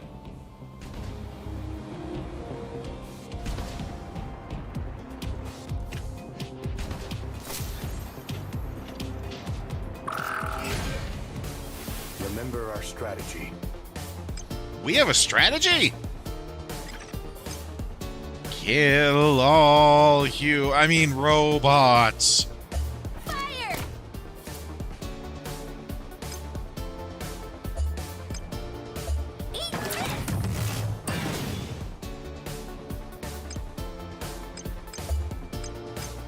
Eyes on the enemy. Butter check. Fire! Yeah!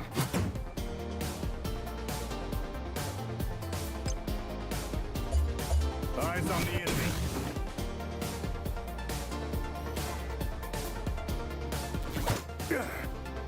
Oh, well, his driver's high is ready.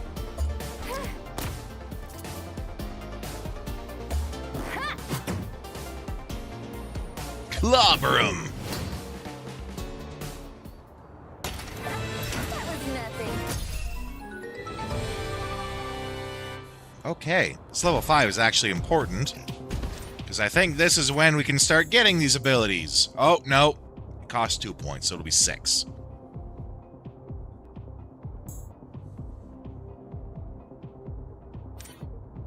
Oh, but you can reset. You can reset at any time, so we'll just enjoy the benefits of, whatever the 1 point is, and then we'll reset when we level. Super! I like that.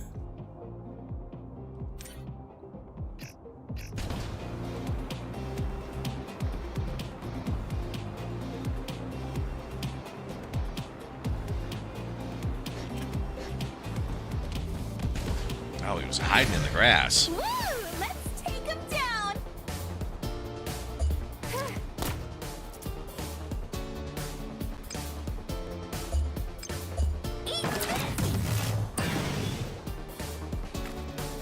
Ugh, scrap metal.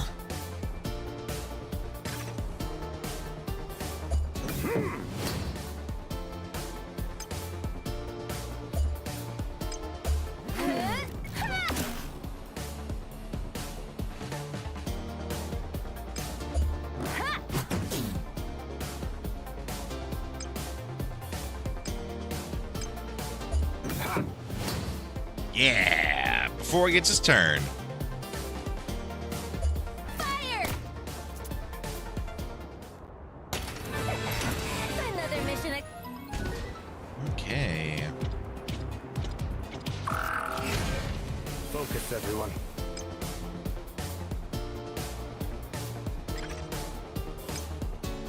Fire!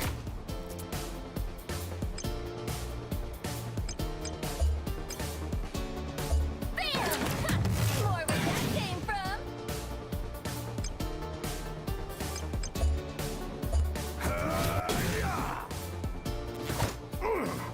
Sounds like Keanu Reeves at home. Yeah, I don't like his voice either.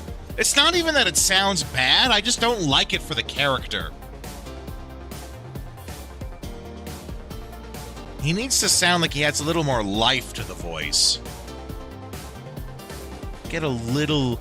I think he took the note of serious, grounded person a little too seriously. Because that is his role in the team. He's the serious, grounded one of the bunch. Who, makes sure that they stay out of trouble. Or at least, kind of stay out of trouble. But, hopefully there's more to him beyond that.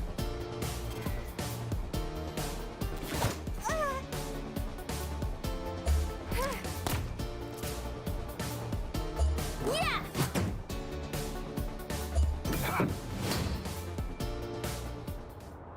Woohoo! I get to crack up.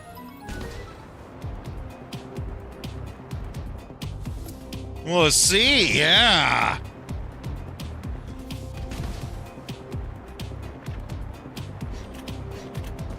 Or, maybe he's more the stoic, he lets himself get hurt so other people don't have to type. One of those kind of things. We haven't seen much of the characters yet. What is this guy's thing? Strategy. That's completely new. Okay. Well, let's give them our all.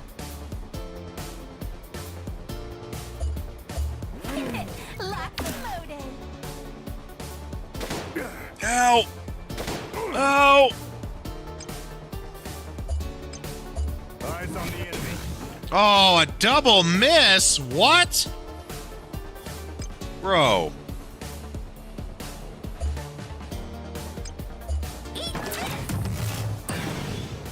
Jeez, I am not hitting these guys very effectively.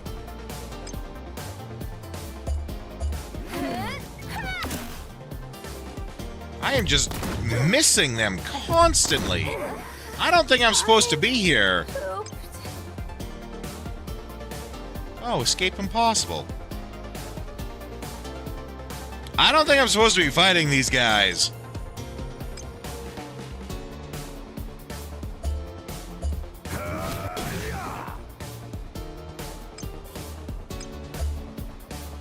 Oh, she's actually... Gwendole's down. I didn't even realize that. Feeling better?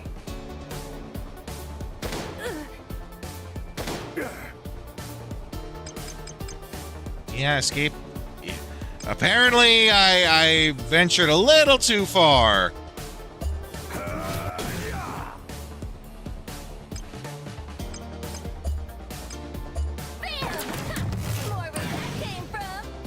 Wow, I'm hitting maybe 20% of the time.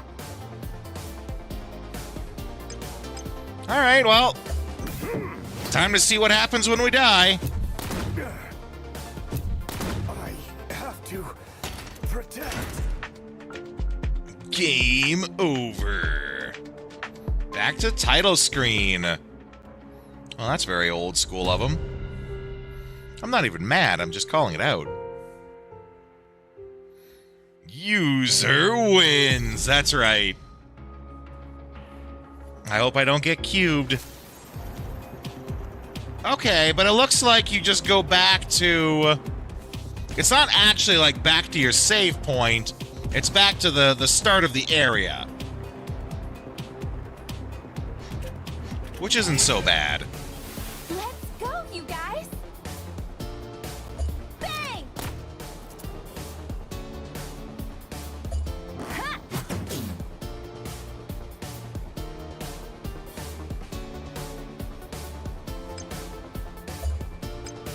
Eyes on the enemy. Remember, too, we're playing on the hard difficulty. Though I do feel like that was just, like an event character, like an event boss. Like the start of the first RE movie. Yep, that guy got cubed. That's an accurate statement. We're playing on the hard difficulty because I think the hard difficulty is actually a more appropriate one. So far, I'm fine with it. Even with how we just died there. I think we're not supposed to fight those guys yet. I think we just stepped a little too far out of our comfort zone there. Wandered into an elite enemy, one might say. Bang! We really pulverized them. Right, and this level 5 is... where we're going to branch into these...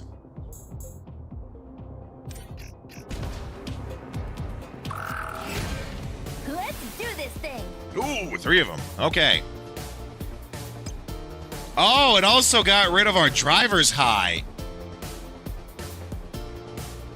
Unless that's something that resets every fight, but I don't think it is.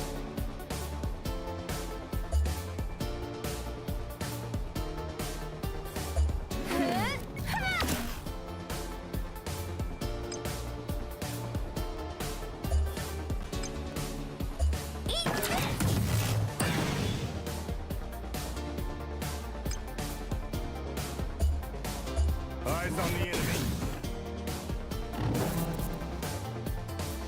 You know, now that you've pointed out that he sounds like Keanu Reeves, I can't not hear it. Fire! I totally hear it every time he talks now. I didn't make that connection at all before, though. That's what's funny.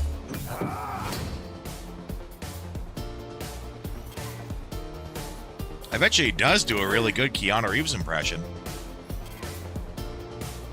Whoa.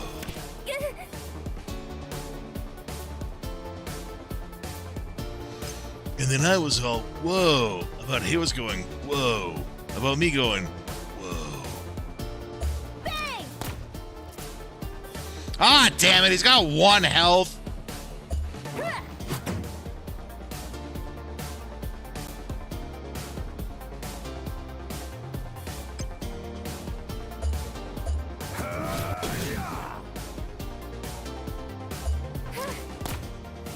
Hot shot! I'm good to crack open a cold one now, right? How do they keep it cold? I mean, they're in the desert. Questions we can ponder while I run these ads. I'll be back in just a few minutes, guys.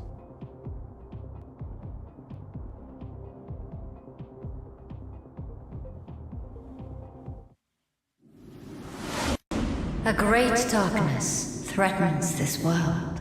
Left unchecked, it will swallow it entirely.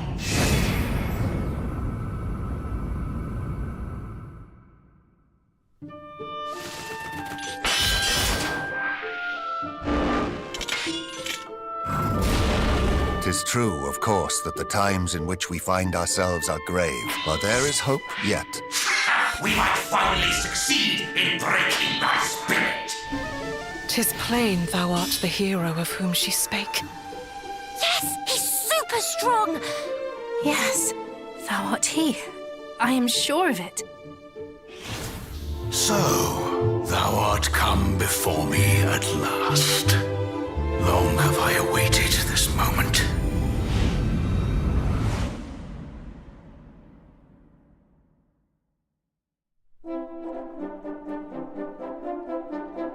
Together we shall restore peace to this fair realm. Come, let us take flight. 'Twas almost like being a hero. Hear me, scions of Erdrick, for there are those who need your help. But the time is now. The fight is now, and I must fight. Witless brats! Now I shall make good on my promise. The unshakable pledge which I made to your forebear many moons ago. Mermaids! Real mermaids! We would not have grown nearly so strong were it not for all those who have aided us on our long journey. For we are the descendants of mighty Erdrick, and this is our duty. After all, are we not heroes destined to save the world? Bold hero, thou canst stem the tide. We forswear. We shall not fall.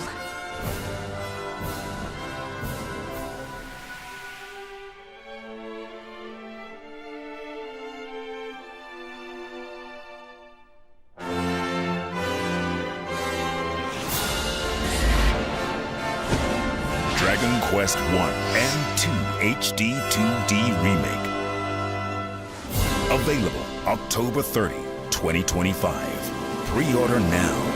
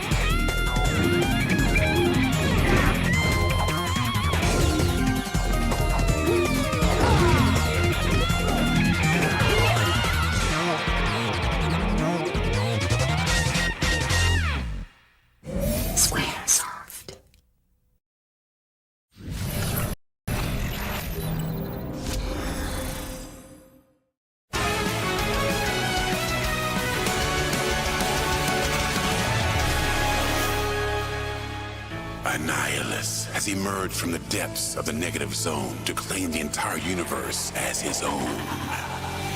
Let's dance, Bum. Repulsor blast.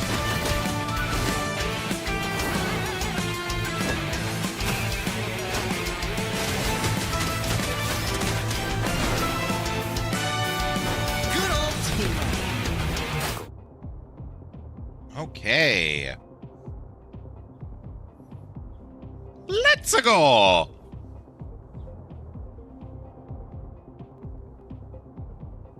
Have an old currently playing. Oh, yeah, I do need to update that. Thank you for reminding me, Vagrant. I'm sure it was on my list of things to do last night, and I forgot. The good news, though, is I got all of the, important life stuff done. Laundry got done, dishes got done. I got all the stuff ready for the stream today. But, thank you for reminding me. Get ready.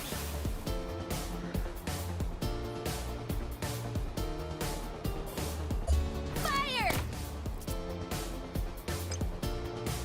Double sweep!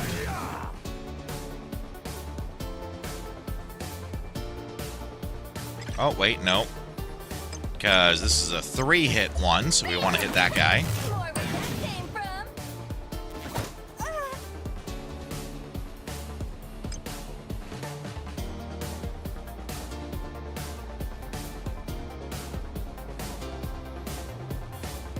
You know what I would like to have seen is the abilities having extra effects when they're broken. When you attack something that's broken when you hit them. Now, you do get extra effects when they're in the driver's high, and that's good. But, like, maybe have it so that when, like, you use precision snipe, if you hit it while someone's broken, it does more damage. It slows them down. That could be a talent, too. Who knows? We'll have to wait and see. But something that encourages you to get this broken state for more than just you're gonna do more damage.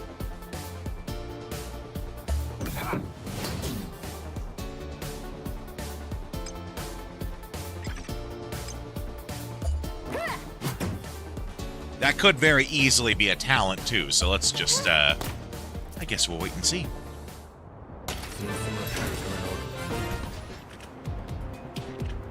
We found a Zard. Yep, found another Zard.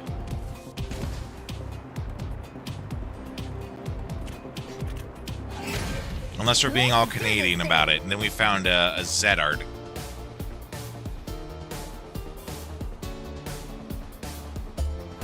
Just, you know, if we wanted to be super extra about the whole thing.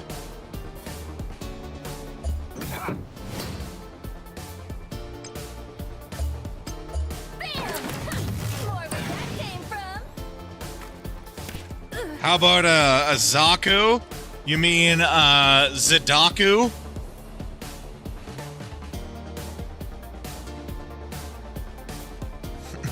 Oh my god, that's a funny animation now. Canadian Gundams. It's just the names, but you, instead of having, because I think there's a lot of Gundams that have Z's in their names. Instead of saying it Z, you say all of them Z. Like, forcibly say the Canadian Z. Instead of the standard Z. So instead of a Zaku, it's a Zedaku. Instead of Gundam Zeta, it's Gundam Zedata.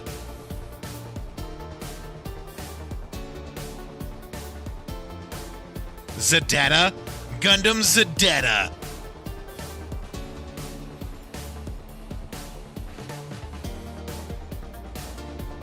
That's a skit for a Canadian, like a Canadian sketch comedy show.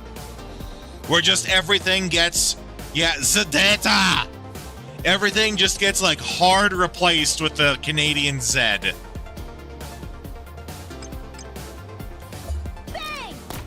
It's like you're at school, it's a Canadian school with a new curriculum focused more on the Canadian way of doing things. One of the things is that everything is now Z instead of Z. And you just like have the teacher listing off various things, leads to the students listing off various things.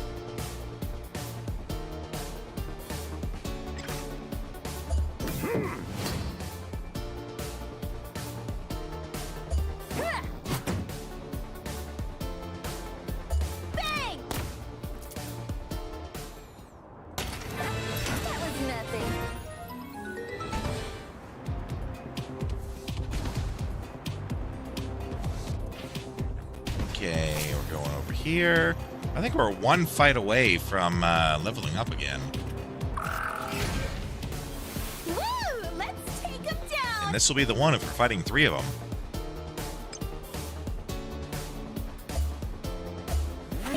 Locked and loaded. Good time for a crit.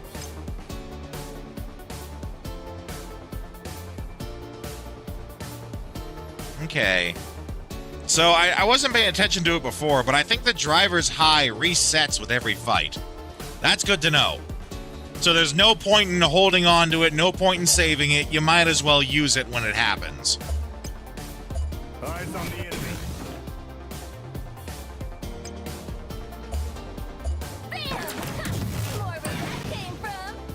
Activating the driver's high basically gives you a free turn automatically, so no point in not using it.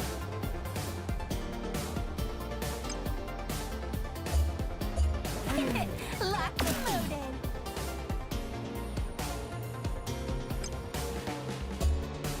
Eyes on the enemy.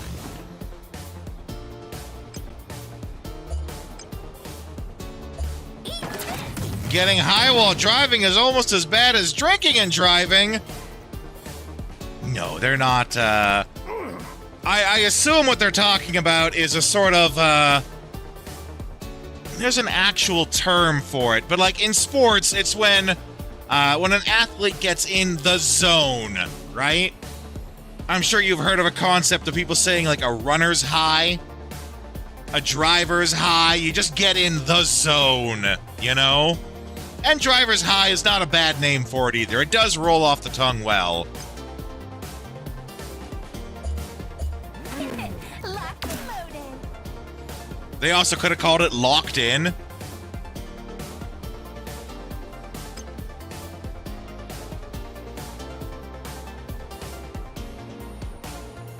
So, like, it's my turn, so I could activate this. Make a terrible joke. Hey, this is the place to do that. So is it that, like, I just right now get a free turn?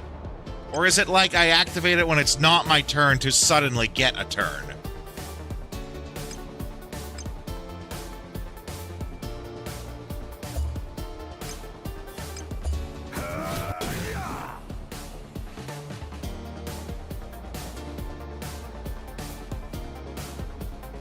So then, like,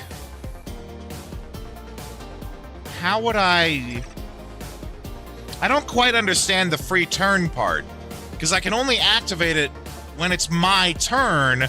So how is that getting me a free turn?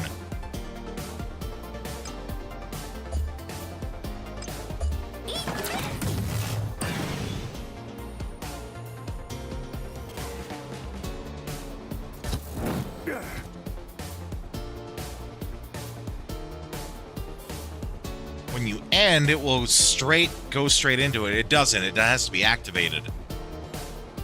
My thought was I do the extra action that it gives, you know, the attack or skill, and then I would still get my full turn. But no, they did the action and then just went right and ended his turn.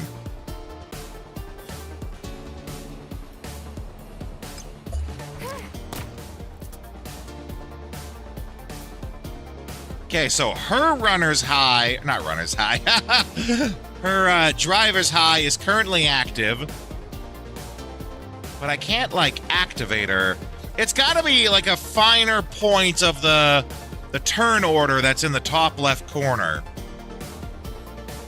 Like, it moves them further up it? It's got to be something like that. So let's try to figure this out. Let's just guard. And guard.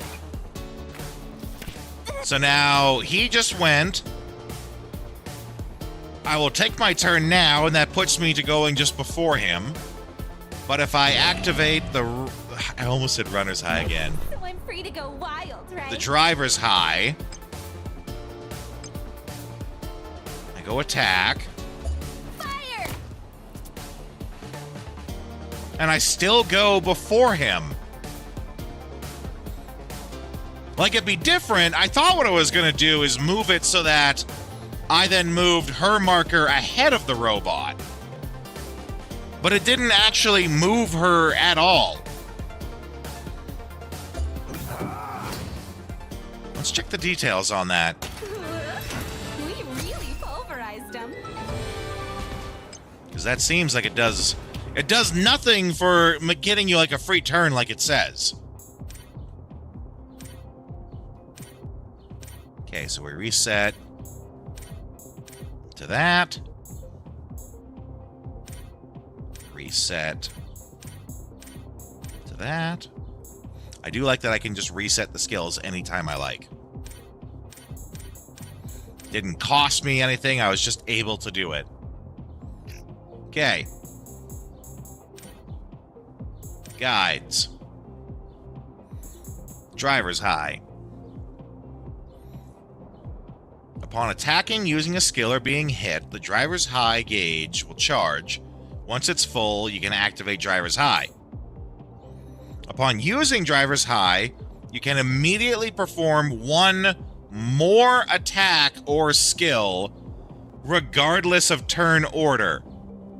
But I don't think that's what happened, because I did the driver's high move, and then it immediately ended the turn. You get upgraded stuff. Okay, I'll just... confirm. It says immediately perform one more attack. So is it maybe when I do the actual attack, I don't get another turn or anything. It's just like I attack twice. The skill triggers twice. Okay, we'll have to pay attention to that.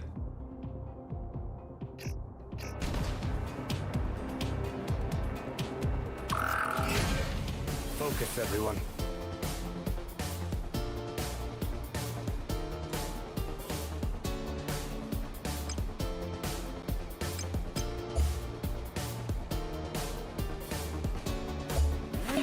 Locked and loaded. Eat this.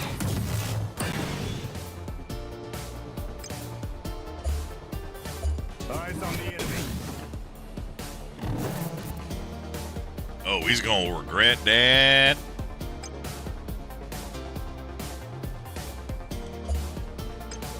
Precision snipe.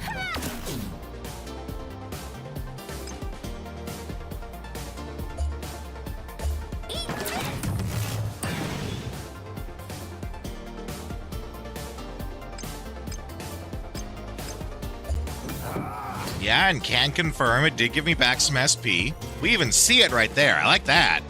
There's a visual to it.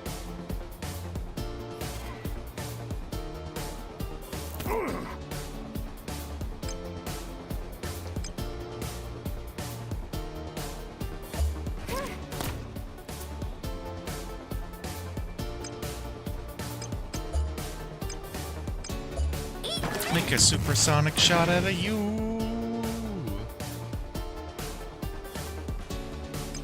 Okay, so let's test this now. We're gonna guard. So we're gonna do her driver's high. She normally only gets one attack when she attacks. We'll do a standard attack. And it just did the one standard attack. I'm starting to think this system might be broke.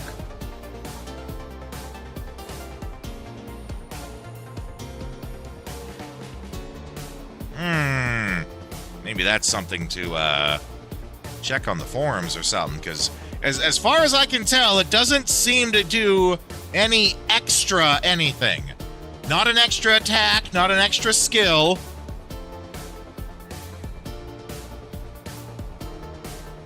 Something broke over there.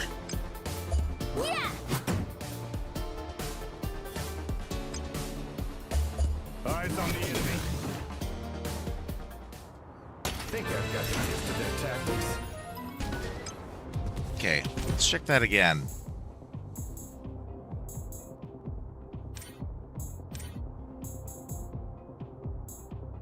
Upon using driver's high, you can immediately perform one more attack. It very clearly says one more.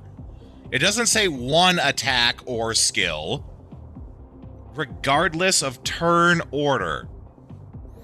So that sounds to me like I could do it when it's not their turn. Oh, okay. I think I might have this. It's a matter of the control for it. Because when I go and I activate the button, I hold a button to activate runner's high, and then they have it set to different D-pad buttons. So maybe it's like, even when it's not their turn, I activate it and I can select someone else.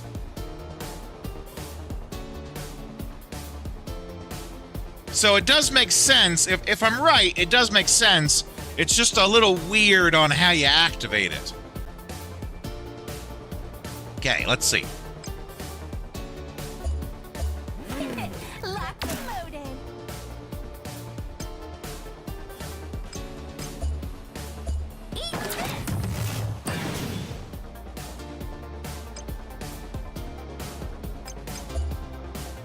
Eyes on the enemy.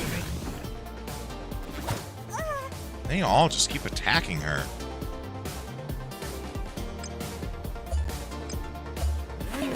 Locked and loaded.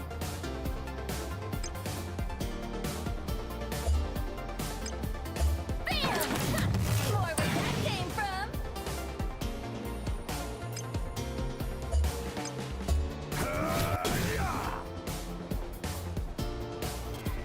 Oh my god. Left with one hit point. Bang! Yeah! Oh, I meant to check about the driver's hide. Dang it.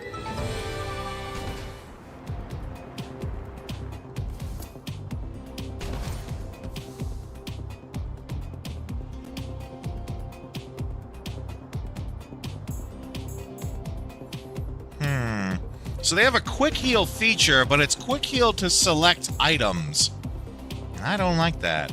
It should instead be quick heal to use a skill, or just have one list that's the items and the skill. Instead, I have to, like, what, go in here, reconstruct. Oh, can I not do it outside of combat? That's weird.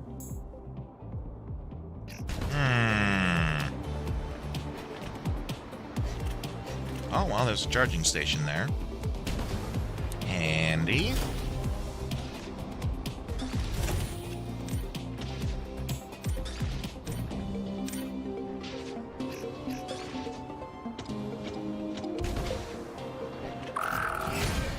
Let's go, you guys. Ooh, we got lots of them here now. Okay.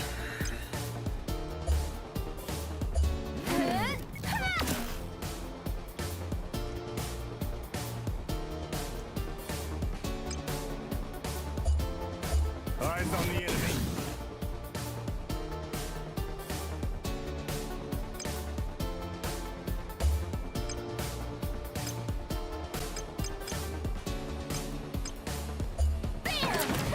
More where that came from. No! Throwing random scrap at me!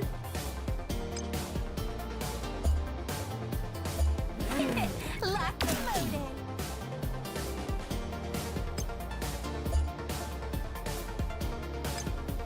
Eyes on the enemy. Okay, one down. Bam!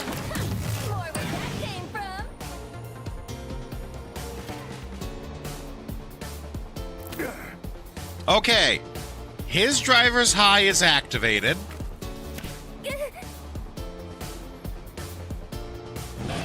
Yeah, okay. So now, even though it's Gwendel's turn, he has driver's high activated, and I can do it right now. And that moves his turn order to happen right after my current turn. Okay, that's important. It doesn't make it happen now, it makes it happen after the current turn. Okay, we got this figured out now. That's a little different. Even working with how they're doing it here, I would have done it that they go right now, and my turn happens after. Like, the turn of the person who activated goes after. But okay, it's just a matter of semantics. Just done differently. They're done today!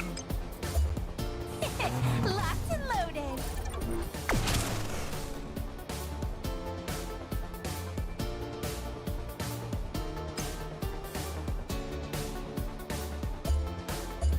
Eyes on the enemy. Break!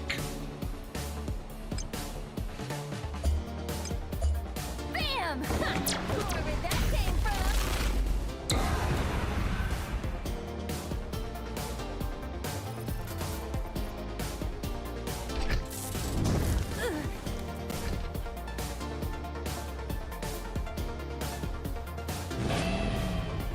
Yeah, so right now, if I activate it, I still get the, like, increased ability buff, but I don't get, like, a free bonus turn if I use her driver's high right now. Fire!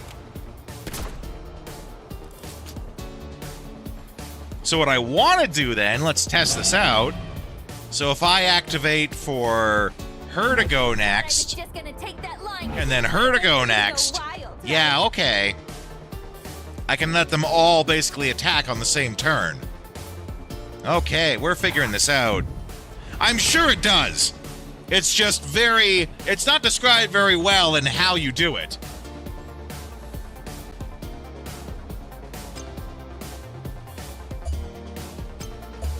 Bam! Whoever that came from. You know, we were dunking on Ni no Kuni for having too many tutorials that didn't tell you enough. This game, they tried to minimize the tutorials, but then they leave out important information, like how exactly the turn order works when you do it. You know, tutorials are hard.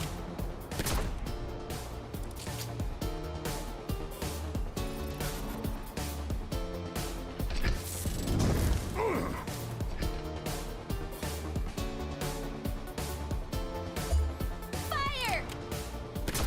On the thought of tutorials,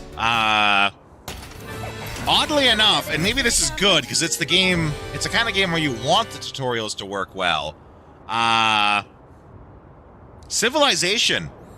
I think I mentioned before, Civilization does really good in its tutorials.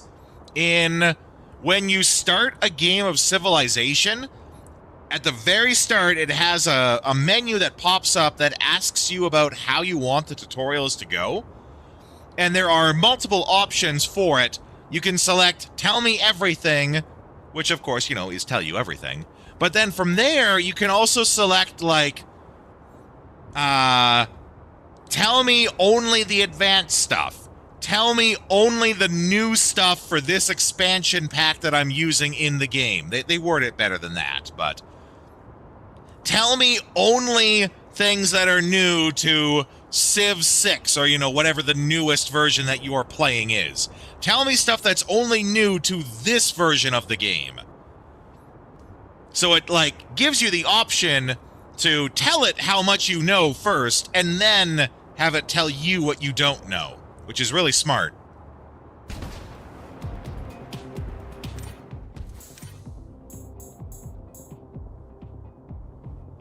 Okay, definitely want to save up for that. But because of the reset, we can always just Spend the point now, reset, and then do something else later.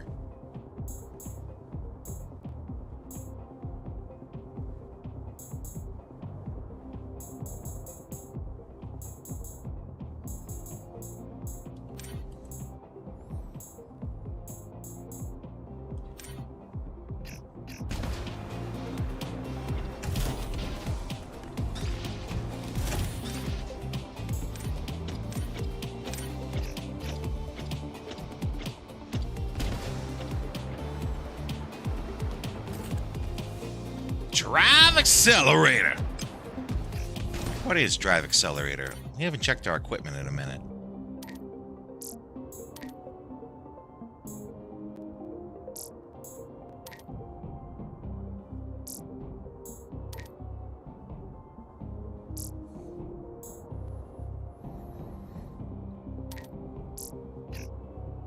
Is it part of these cores? Is it just like a basic item and I wasn't super paying attention? Yeah, it just gives you some driver's high. Okay.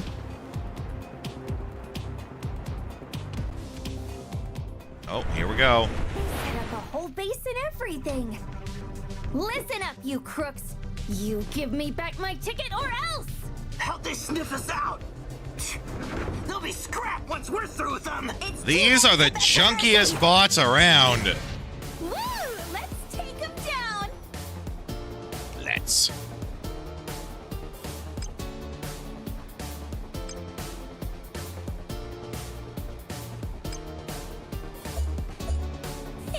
Locked and loaded.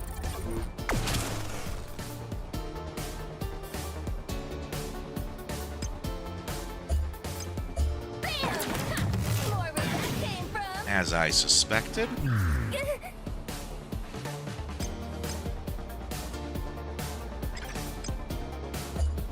Double sweep!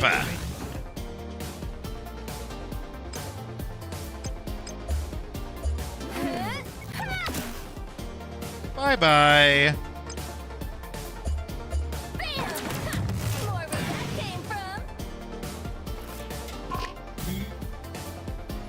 Oh, you're gonna regret that, buddy. Eyes on the enemy.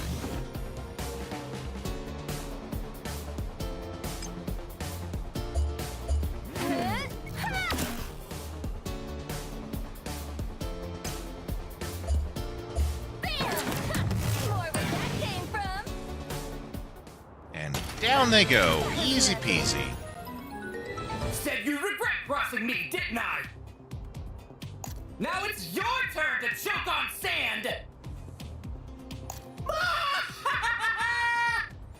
Okay. Yeah. You know, you three ain't so bad after all. Think I might even end up liking you.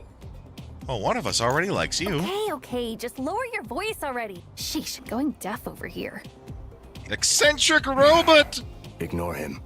Right now, checking over this cargo takes priority. Doesn't look like there's a body around here. Yeah, it's just a bunch of scrap metal. Where the heck's my ticket? You don't really think they'd leave their loot just lying out in the open, do you? Come on, use your brains! See... If you nab something good, you bury it! It's stealing 101! Yes, but I also thought that these guys were dumb enough to not know that. Does that mean we have to search the whole desert? I like how she has a little tear in her eye Well, there. if it finds us that ticket, I'll do anything. Come on, let's get digging.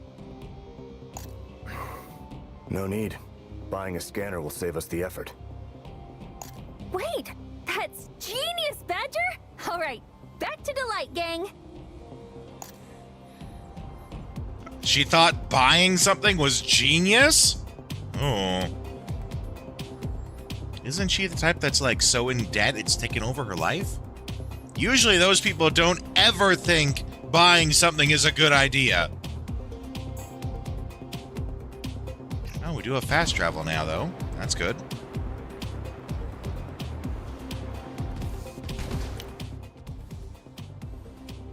Frames have been sold out for a while.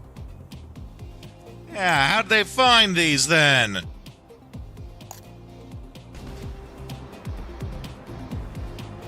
I do not want to use the fast travel, as I feel like there's parts of this area we haven't explored yet.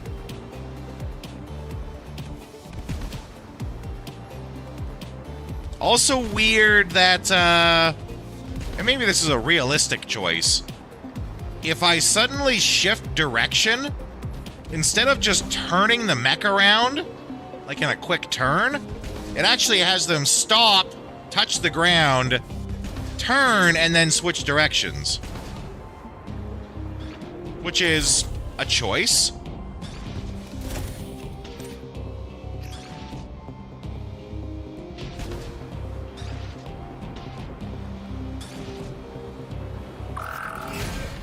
Let's do this thing. Locked and loaded. Junk glutton!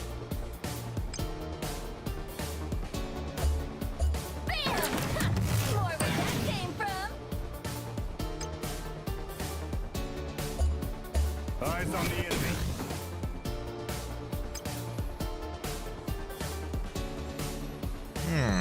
I think it's gonna start raining. I'm pretty sure I can smell rain. A delightful smell it is. Locked and loaded. And the good news is, it's not toast, so I'm not having a stroke.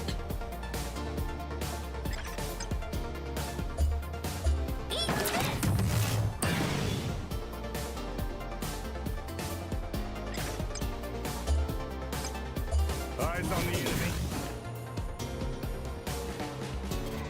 Yeah, right?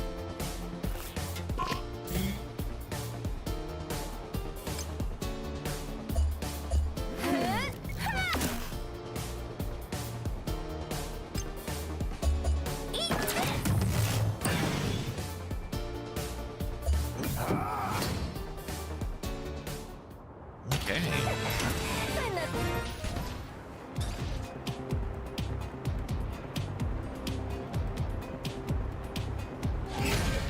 Get ready. Bang! Oh no!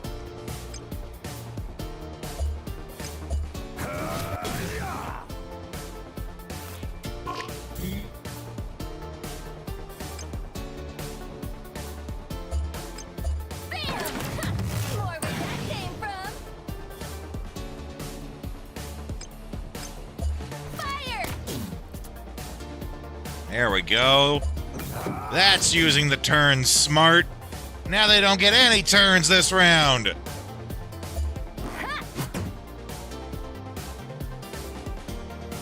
Fire!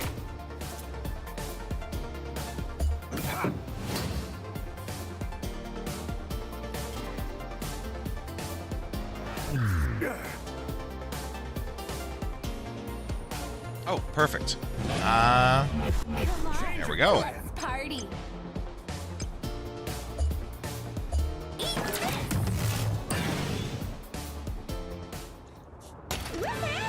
I'm good to crack open a cold one now, right? New skills. Ooh, encourage your party, increasing attack. That's nice.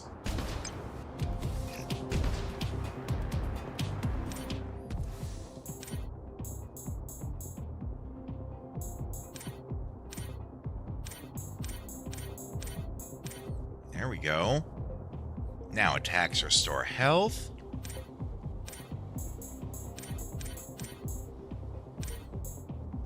Same with her.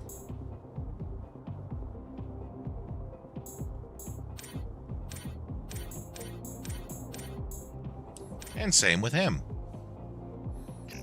Super.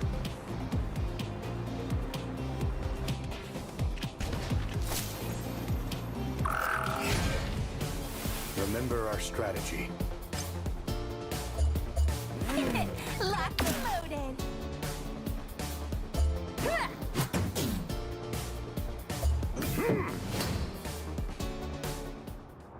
Think I've got the gist of their tactics.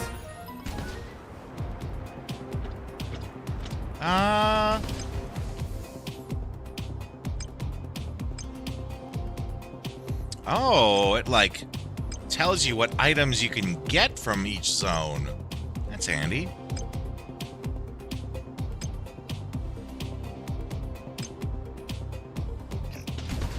All right.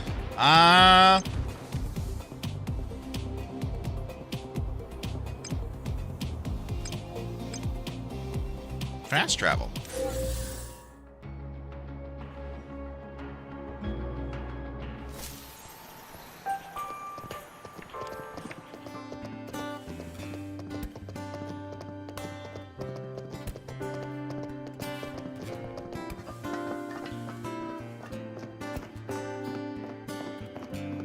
Hey!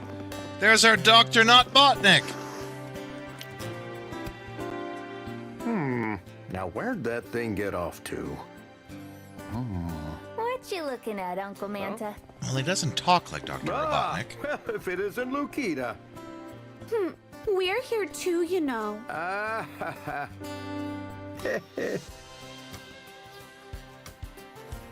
Welcome as always, you three. I see you've got yourself something interesting. Oh my there, God, Bundle. he's wearing socks and sandals. And Badger. Been a while, hasn't it? About a God week. damn give or it. take? Even in the apocalypse, there's always one guy. That's right. I suppose you did.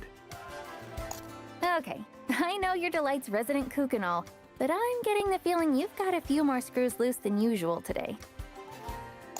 Is everything all right? Well, you three are always willing to lend a hand to a feller in need, right? See, I still need to open up shop for the day, but well, it just so happens that I've lost my darn key. Well, What? But we've got a scanner to buy. Do you remember where you saw it last? Well, I suppose I could have dropped it at the bar while I was drinking last night. No. Maybe it was when I had that meeting with Fennec. Could have been when I dropped something off at the repair shop, too, now that I think about it. See, now this is weird, though. No, you don't remember. Hold on, let's hear to the end of We're this. going to have to search the whole city for this thing, aren't we? He loses his keys thrice daily. Ooh, it'll be just like a treasure hunt. Sorry about this, kids, but I'd really appreciate you lending me a hand here. Remember, old Uncle Manta's counting on you.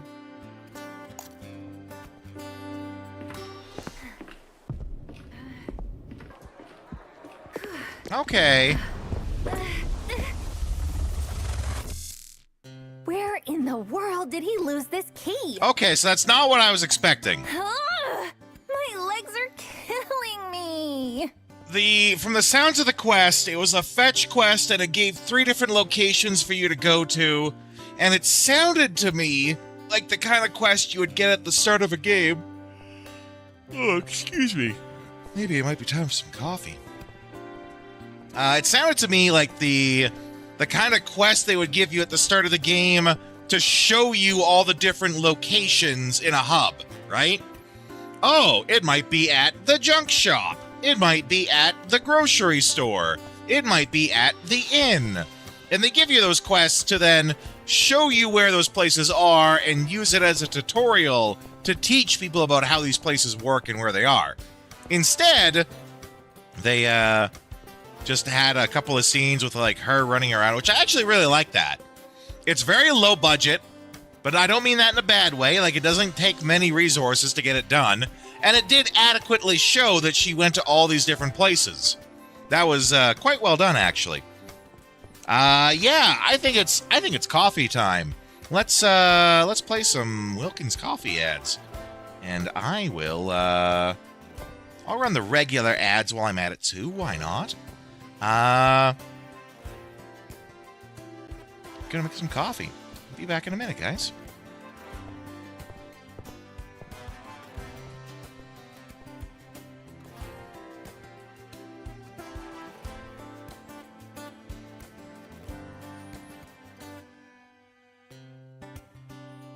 Trying to figure out which one Which one actually has coffee from my tablet here? This one? Put your money in here and you get a cup of Wilkins coffee. I don't want any. Then push that button. How about a cup of Wilkins? Red Diamond makes good coffee. Oop, better coffee. Oh, Red Diamond makes the best coffee. Congratulations. You want a cup of this coffee? It's Red Diamond coffee. No, give me brand X. Okay. Ooh, that's smart.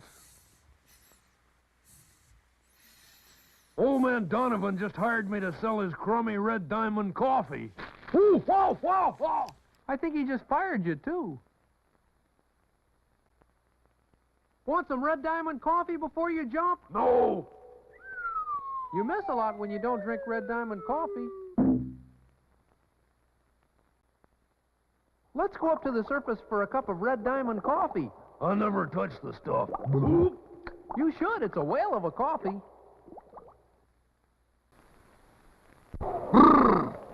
Give me a cup of coffee. Community? No, any old coffee. Step right this way.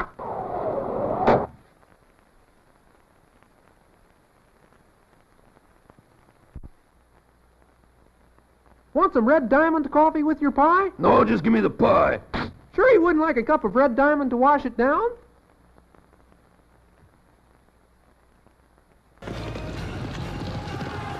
Want some community coffee before you jump? No! You miss a lot when you don't drink community coffee.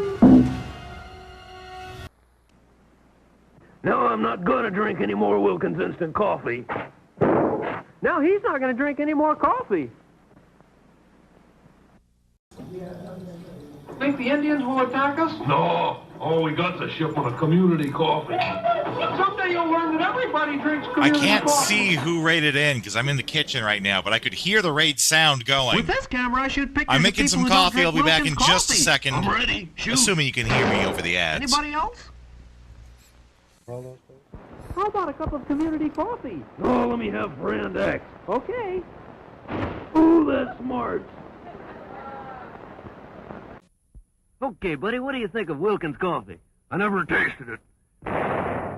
Now, what do you think of Wilkins? Care for a cup of Wilkins coffee? No, I don't like coffee. This has been a public service announcement. We're here to persuade people to drink more Wilkins coffee. What's the club for? To get their attention. You getting on the Wilkins coffee bandwagon? Never. No! You either go with Wilkins or you just don't go. If you don't drink Wilkins coffee, you're not all there. Oh, that's a lot of... In fact, without Wilkins coffee, you're nowhere. I wouldn't admit this if I wasn't alone, but I really do like Wilkins coffee. Did you call? Ugh. You know, people who don't drink Wilkins coffee just blow up sometimes. Oh, that's a lot of... See what I mean? This machine will make you want a cup of Wilkins coffee. Not me. I'll take mine with cream and sugar. Hello, everyone. Sorry, I was making some coffee. What? Who came in? VK Virtual Ketchup. How you doing, my friend? Sorry. I mean, on the bright side, this does mean that you finally did get to be here when we did the Wilkins coffee ads. So, now you got to actually see him. I don't know if you've actually got to see him before. Sorry that you came in. I was making a coffee. As is tradition, whenever I make coffee while the stream is going, whenever I break from the stream to make coffee, I play the Wilkins coffee ads, and that's when you just so happen to catch me. But welcome in, Virtual Ketchup, VK, Crastabule. I can't quite see who was here before that, but welcome in, Raiders. We are here. We're playing some Starbites. How was Fallout 3? Batman is going well. Yeah? Alternating between that. Oh, you're alternating between a whole bunch of them. So were you just playing Batman? I missed that part. Sorry. Let me enjoy a sip of this coffee I made.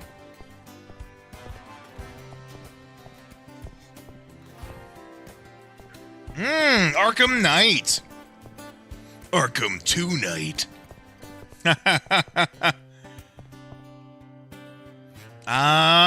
Welcome in, everybody. For everyone who doesn't know, my name is Rodeo. This is the Retro Rodeo. Normally, we'd be playing some retro games, but right now, Vagrant did a $100,000 due redeem to put a bounty out for us to play Starbites, which is actually a brand new game that just came out yesterday. Turn-based, classic JRPG with mechs on a junk planet, and our main girl, Lukita there, she is grossly in debt, and from what I can tell, a $100,000 due in there. That's right. Actually, I think Vagrant has done. This is what, your third redeem? So you've done the bounty redeem 3 times, I think. Plus all the others. You have quite a few dollary dues, my friend. If there is ever something that lets you know when you've earned like 1,000,000 points on a channel, let me know if that happens. You know, these sorts of things can happen when you stream every day, and you have regulars that are here with you every day. But we're playing Starbites, new game. I myself, for those who don't know me, I am Rodeo. This is the Retro Rodeo. I work as a game design teacher as well as a voice actor. If you're familiar with Pathfinder, you've probably heard my voice before. I was in the Pathfinder Kingmaker game. I also do many of the ads for Paizo, the company that publishes Pathfinder. So if you play Pathfinder, you've probably heard my voice before. Regulars are good people, right? I do a lot of stuff to make sure the regulars feel appreciated. Faith the Unholy Trinity and something else. Can't remember. We're playing Starbites. So far, it has many flaws, but there is a lot of good in it too. The reviews have been pretty harsh on it. I think we're sort of going on the attitude here where, yes, there are flaws. We do point them out, but only the flaws that actually detract from the game we hold against it. So, for example, one of the flaws that many people called out is that it seems to have like PlayStation 2 graphics, which is not inaccurate, but it's also, if you look at that in a positive light, on Switch 1 it runs awful, maybe. Look at that in a positive light. PS2 style graphics, there's a whole vibe to the PS2 era of JRPGs, and this game definitely has that vibe in a good way. Like these character designs, they're bright and colorful, they have lots of they're really in each character, as I said before, each character is a character in this game. But then when you look at it in other parts, like when you look at the background and the scenery and stuff, it's PS2 graphics not in a good way. Switch 2 is one Switch greater than Switch 1. This is fact. Much like having Z-Ray vision. Z-Ray is, it's 2 better than X. Not 2 times better, but it's 2 better. X, and then YZ, 2 better. But okay. One of the things I do enjoy is that this game is actually mostly voice acted. Gives my need to have to literally voice an entire game a break. So let's keep listening. Crastabule, welcome in. I don't know if I missed you before or not. Look at you 3 losing your heads over something so simple. Easy for you to say, freeloader. We've been walking our butts off while you've been sitting pretty in Gwendol's arms all day. Yeah, he's not just in her arms if you pay attention to the model there. Sorry you can't cut the mustard, kid, but that don't mean you got. He's resting in a little more than just her arms. In fact, you best show some respect, my little half-wit friends, because I've got just the solution for you. Didn't take much to think it up, to be honest. Well, Probably because I got more than just 2 brain cells to rub together. Speaking about 2 things rubbing together. Anyway, all you need to do is follow one simple step. Lay a trap. It It'll should take have the been down me, 1 cell. right? Actually, on second thought, maybe that's too simple.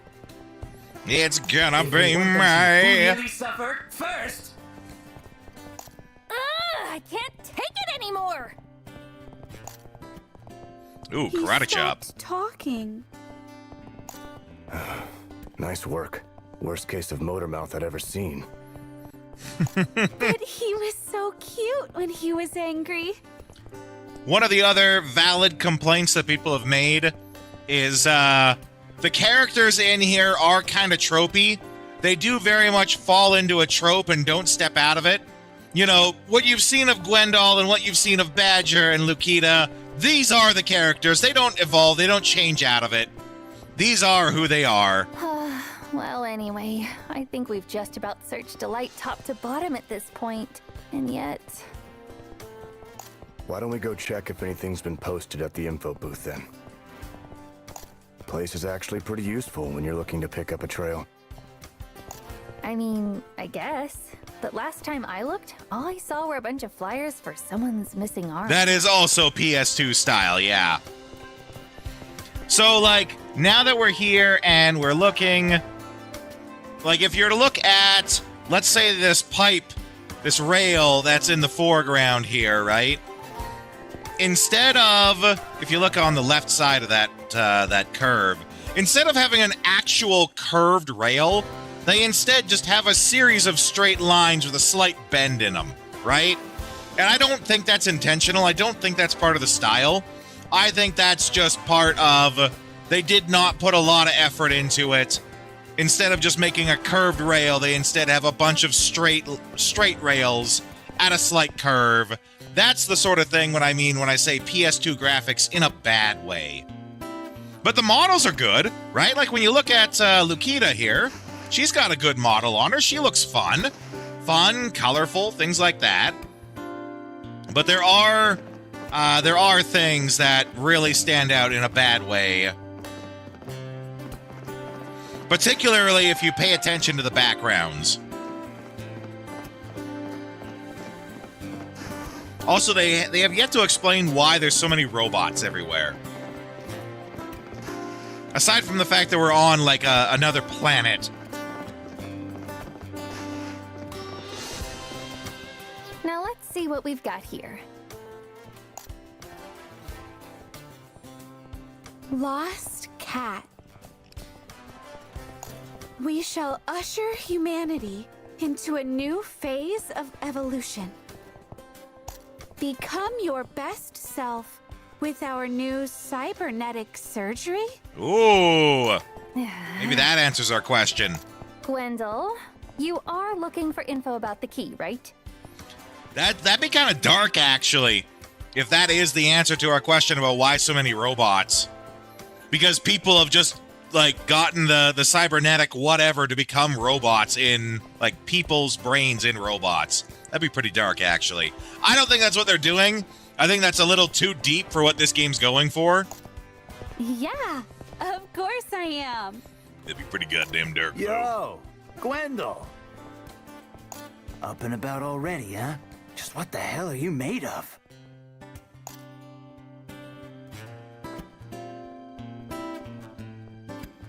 Who? Lore? Wow, you look awful. His Maybe name you should, is like, Lore? Go take a nap or something? That's like old school, what, Zelda 2?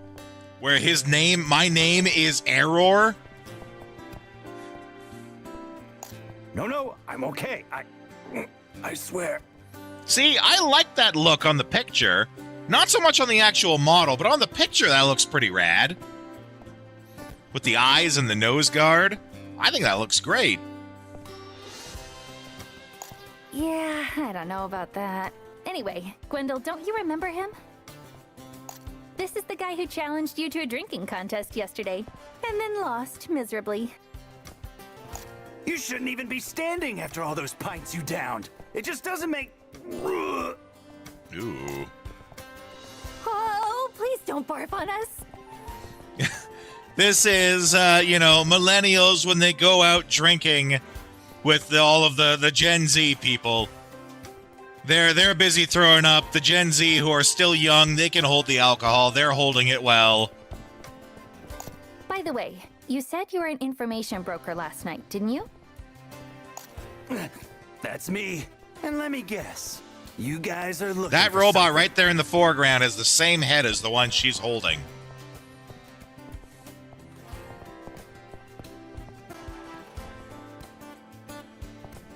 Got any leads worth mentioning?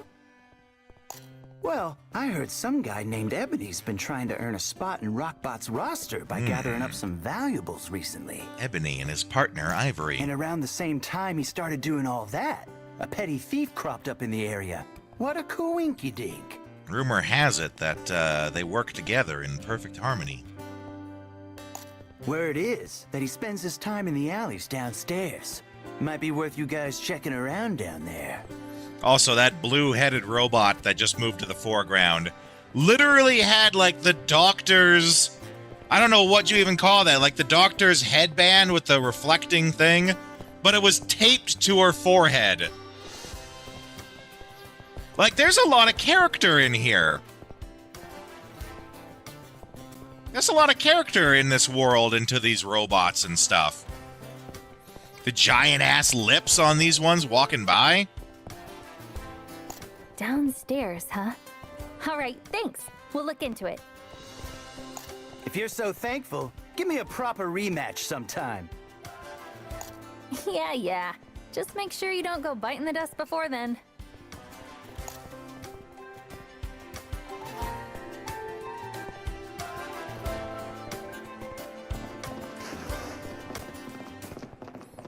Does she actually have anything for me now?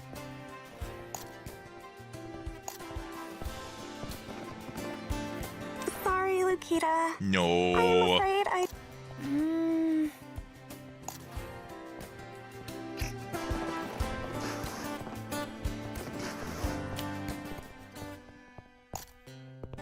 Oh yeah, and we have Dr. Not Botnick here.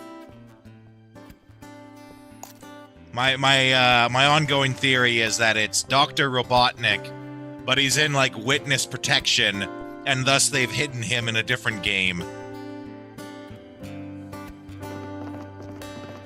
Also, he wears socks and sandals, and I just can't approve of that. You have to rate and run. Well, thank you for bringing your community here, VK. Always glad to see you stop by. Enjoy yourself. Have a good weekend, too, my friend.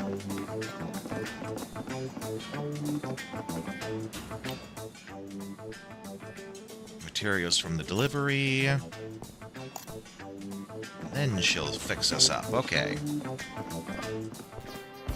Alright, I think we're at the point where we have to just kind of keep following the mission tracker until the game actually opens up in full. Huge blowout sale! Sand from Delight for only half the price! Containers sold separately. Yeah. Welcome to the planet that's been ravaged by corporations. Literally trying to sell you sand. Though on the comment before about, PS2 graphics in a bad way, this sand is invisible. It's not tangible, I guess I should say. Right? Like, these are the sort of, bad PS2 graphics that the game has.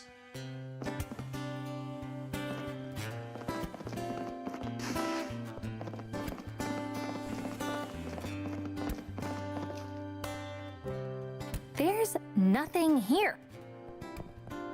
He didn't lie to us, did he? Ugh, the guy's probably not even an information broker in the first place. Maybe we should snoop around some more? I mean, it's gotta be... Huh? Huh? Hey, I think I found something. A bag? Ooh, and it's full of loot. How'd you even see that, Gwendol? It was buried under all the other junk. She's got What, loot you got sense. X-ray eyes or something? Z-Ray! Z-Ray eyes! There's so many goodies inside. It's from all the booze she drinks. Whoa, It's giving her get a load of this supervision. Keychain. So tacky. Gotta be Uncle Manta's. Seems Guess accurate. all the rest must belong to that Ebony guy.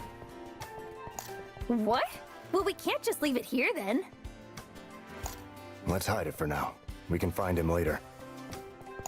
I mean, finders keepers, yo. There, all done. Nobody'd look inside a pipe, right? Now, come on. We've got a key to deliver.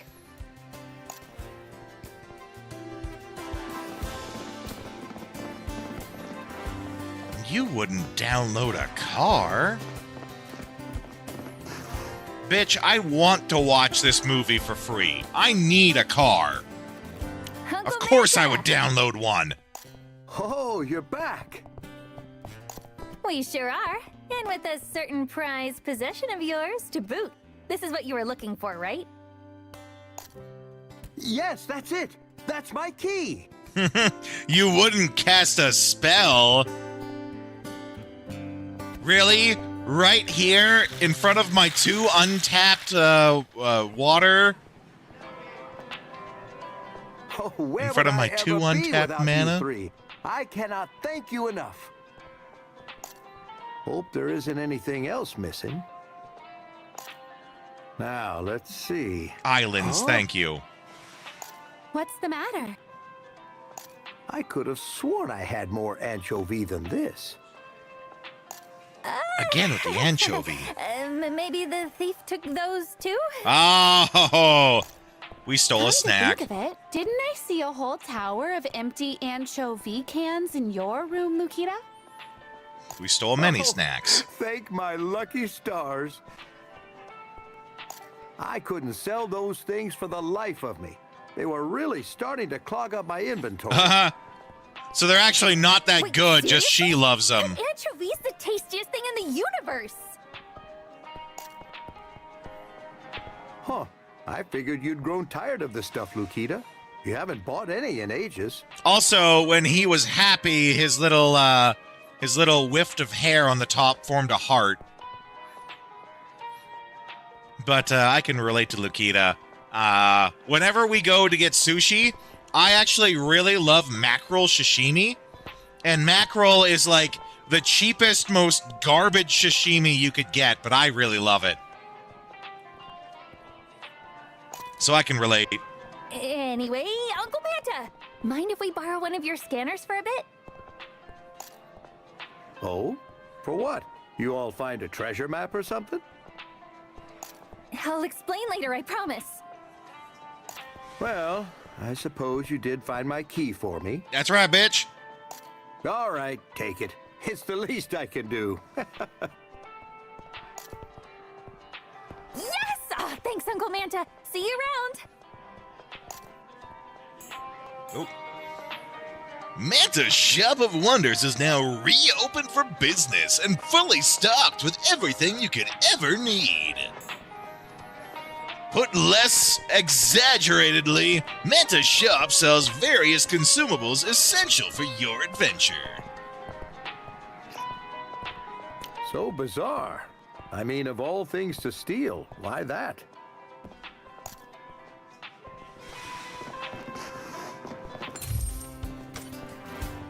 Okay. So obviously we use this Coober for something. I'd imagine, you know, given this is a, like, scrap planet or whatever, crafting out of junk is probably a fairly, I would hope, a fairly prominent mechanic. I often talk about games making sure that they fit their themes and making sure you understand their themes. Having a game where the main character builds stuff out of junk, you gotta have a crafting mechanic that's similar. If not, you're missing an opportunity to really play into your themes.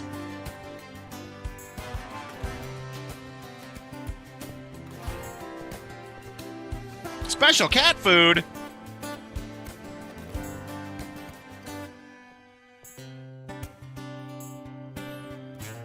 Okay, so he has just consumables and stuff. That's fine. And boots and gloves and socks and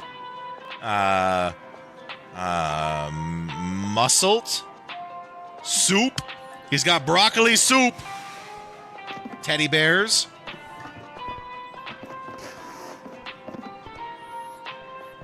Discount Toblerone that's just called chocolate. Muselli. Kind of looks like Rice Krispies. And a baseball bat.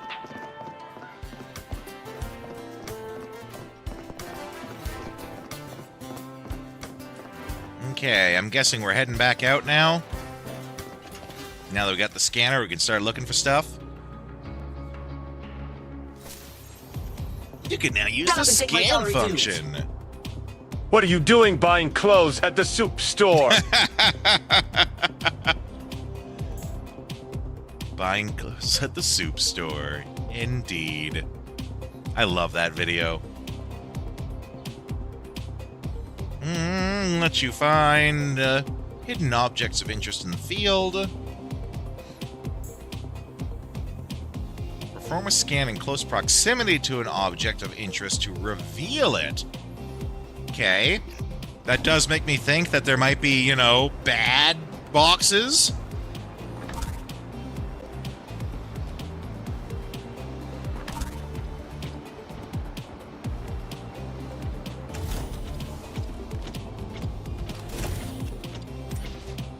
Let's get a save going.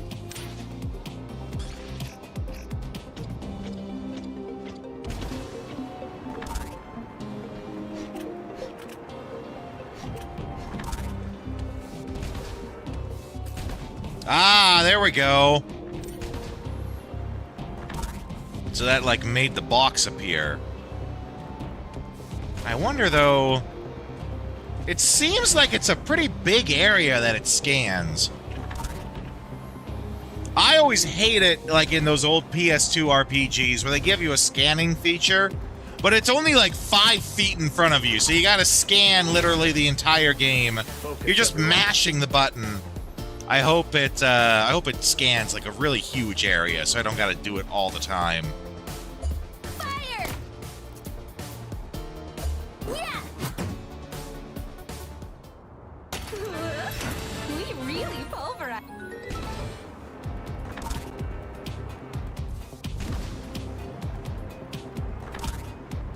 Okay, so it kinda does. Like, it actually scans really far away. But it also disappears, right? It scans basically everything in sight, but it doesn't keep the location noted at all. So you still gotta kind of do it, like, every time you move one screen over.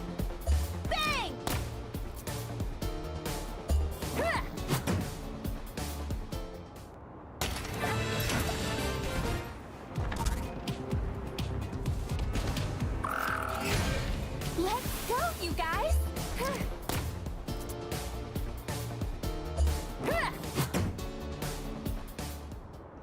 Seems some repairs are in order.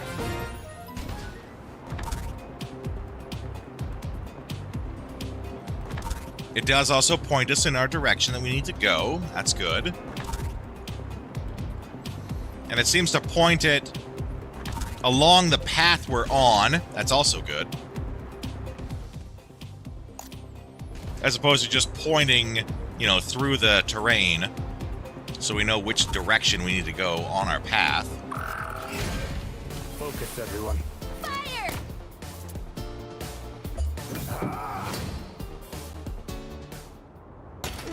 Clobber 'em, discount Keanu Reeves.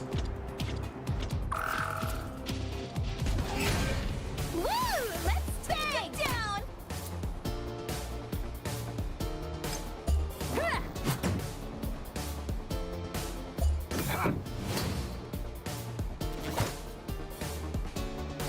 Fire!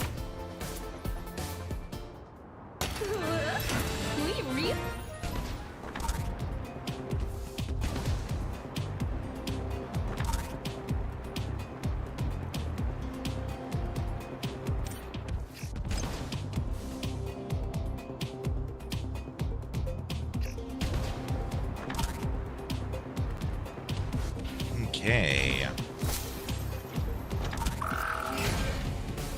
Let's do this thing! Bang! Ha!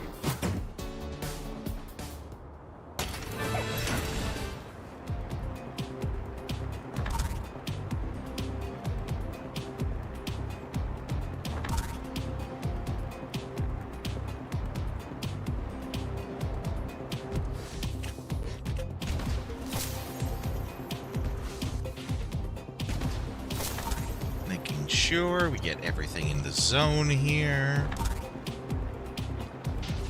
Oop.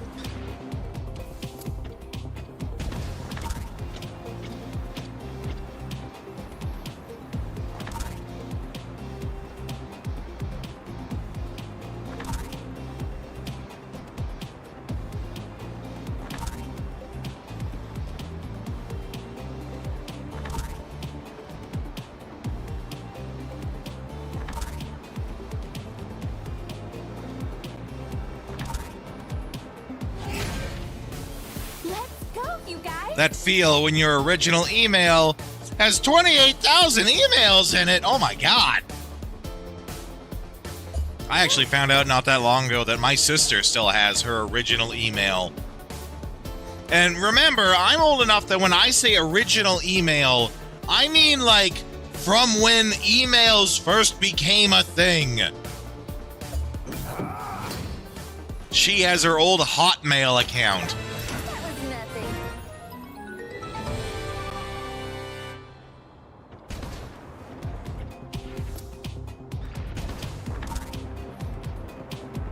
I couldn't imagine going back to my old Hotmail account. Get ready!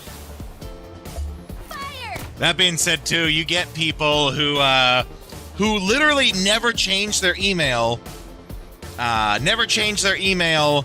and they didn't exactly have the most politically correct email name, right?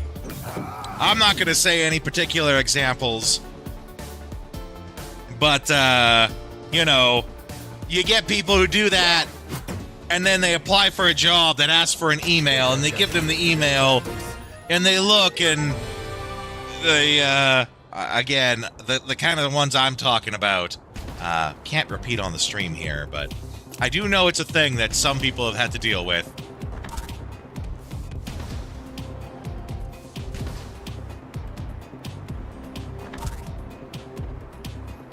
Stuff that people thought was funny, you know, back in the late 90s, early 2000s.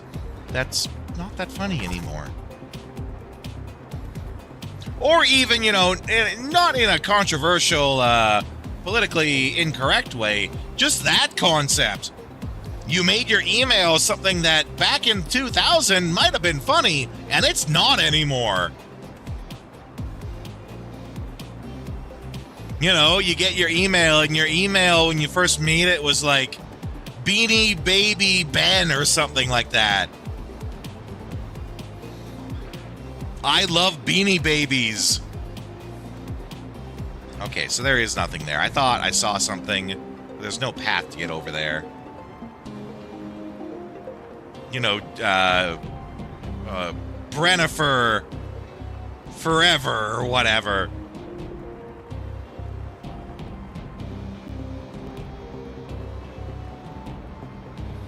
Well, I do love me some alliteration.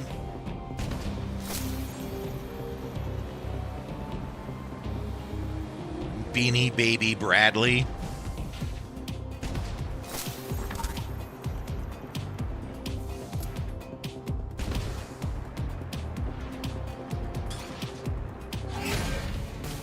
Woo! Let's take him down!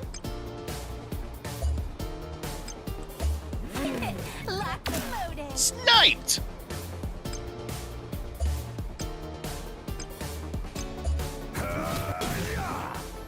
Think of the tattoo of your significant other's name. Real awkward, yeah. Though in that regard, I have seen some really good cover-up tattoos that are fixing that. Like that are a cover-up over someone like that.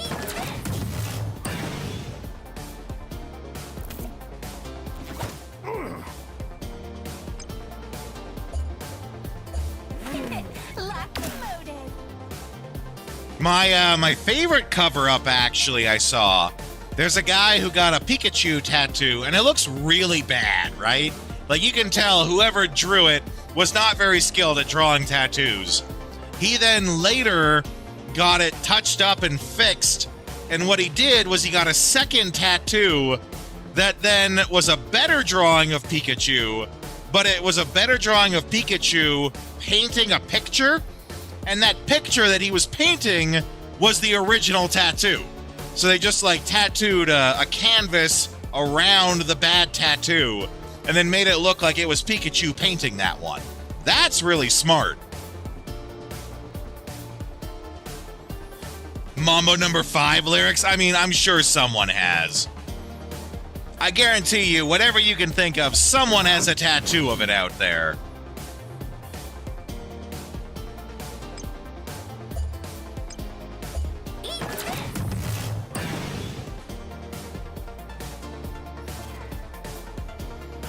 I've seen other ones too that are tattoos of Luffy from One Piece, but it's a tattoo on someone's on the underside of their forearm that then stretches out to their wrist so that when they make a fist and show it, it looks like it's Luffy making a punch. That's also a really clever one that I saw. There was a trend not that long ago, a few years back, of people intentionally getting tattoos that were designed to look like patches.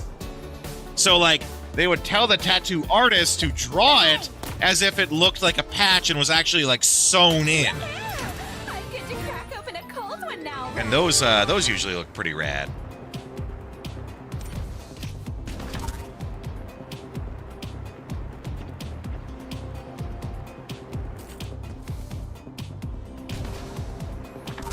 Me, I've never gotten a tattoo.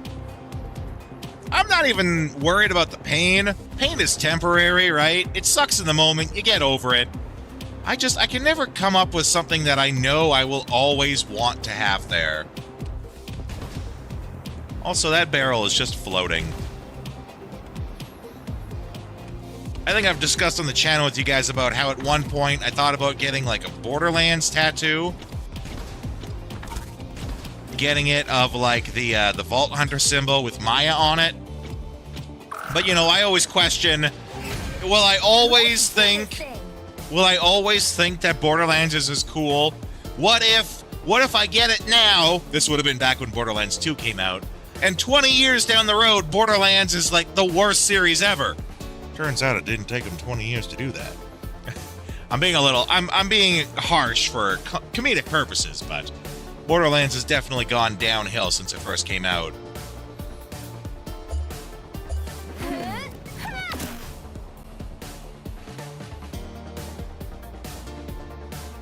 What would be the point of a lifelike patch? It just looks cool.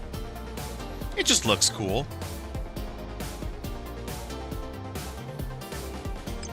Google it yourself. Like patch style tattoo. And I'm sure you'll see it looks pretty cool.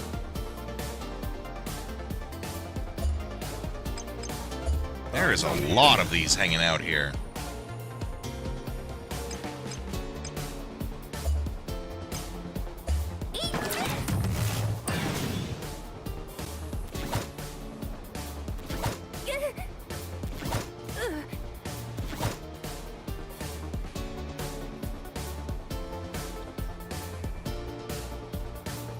I also don't like how the driver's high always gets to be 1 point below max and not 2 max. It has to get to that 1 point below and then get hit again before it activates. Why can't you just give it to me, game?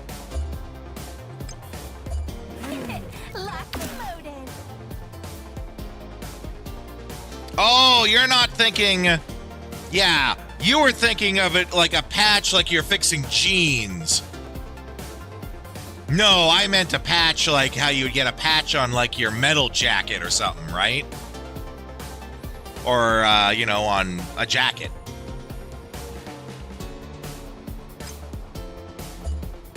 Yeah, now that I assume you Googled it and you saw, yeah, you now see what I mean.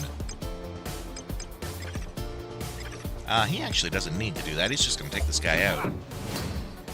Yeah, and it is pretty rad. There was a really great one I saw of Banjo and Kazooie in particular. So I'm sure if you Googled, like, Banjo-Kazooie patch tattoo, you might see it as well.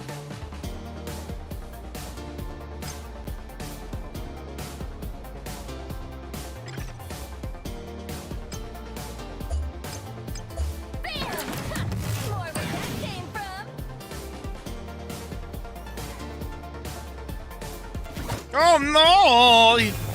Oh shit! I didn't know that was a thing they do. Yeah, there is a lot of good ones. Like I said, it was a trend that happened a few years back. I don't know if it's still popular, but you know, it definitely opens up what would have been a normal and very plain and boring tattoo to then being a very exciting and cool looking tattoo.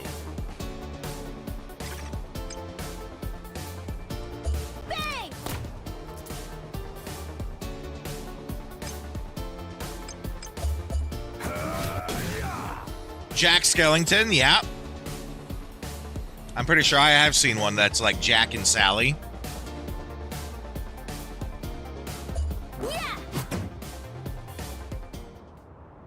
Yeah, Invader Zim would be a good one too. Really, any colorful character that you do that with would be good. Okay, here's our trick shot.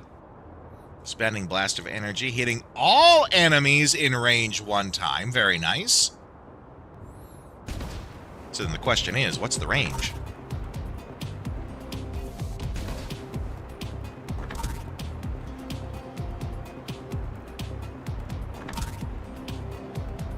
Yeah, okay, we got that.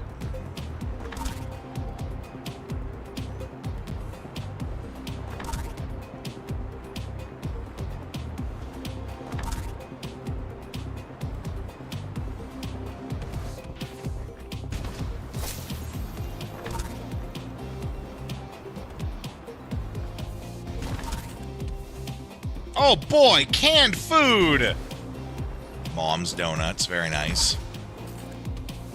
Oh, there's a new lower part. Let's see what we can get on that.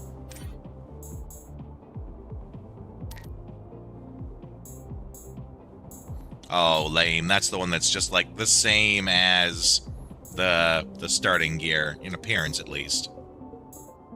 Well, let's just take it.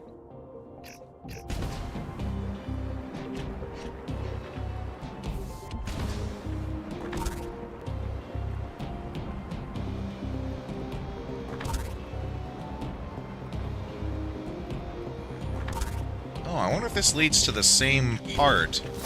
No, okay, so this is the upper part of where we were. Don't know if you heard, but House of the Dead 2 remake was apparently pretty awful. Well, sorry to hear that. Get ready.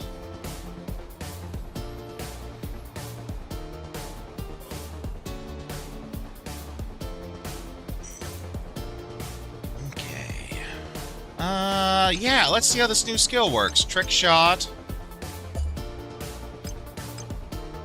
So it's an area effect, it says, but it doesn't... Unless these guys just so happen to be far enough apart. Which I could believe, too.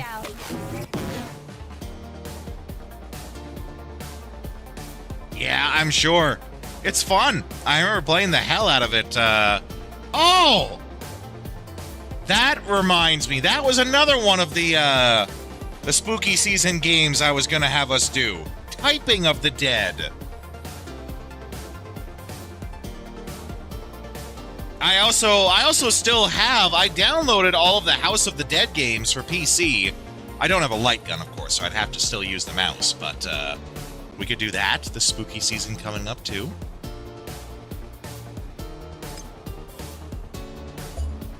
Oh, hell yeah! Or not all of them. All of the classic ones, I should say. I didn't get House of the Dead Overkill, which I did play that one. That one's fun, too. It's a very cheesy, campy romp. It's a lot of fun.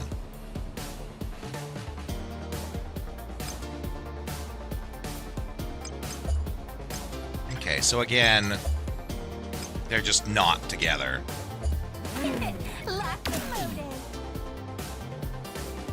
Yeah, that's what you had the vested interest in? Well, I'm pretty sure that's what I got. I'm pretty sure I found a download that was 1, 2, and 3 all bundled together.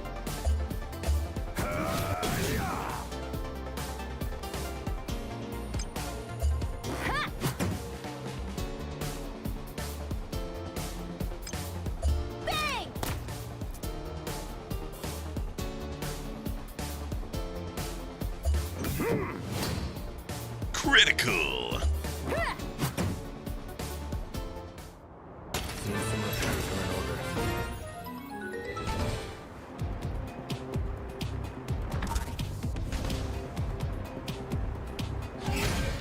Let's do this thing. Oh, but also importantly, that's a different type of damage. I didn't notice that before. Unless that's supposed to be the sign for area of effect. It could be. Important to note that, though. That it's a different type of damage that it does there. Okay. We're gonna double thwap this guy. Supersonic shot out of you. Don't stop me. Don't stop me. Don't stop me. Hey, hey, yeah.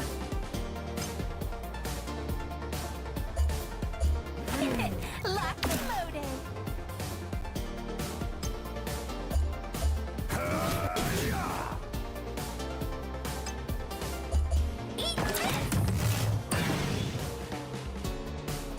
Fire! Damn, she does a lot of damage. Another mission accomplished. Oh, did I? I did get talent points and didn't use them. Oh, and then apparently I can pay 3 talent points to unlock the next tree. Well, maybe I'll just do that then.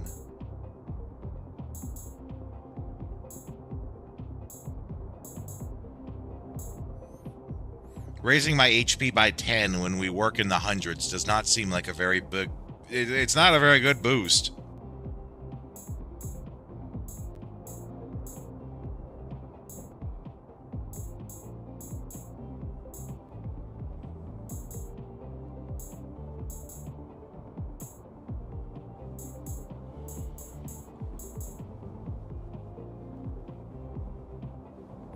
Yeah, 10% would be better, yeah.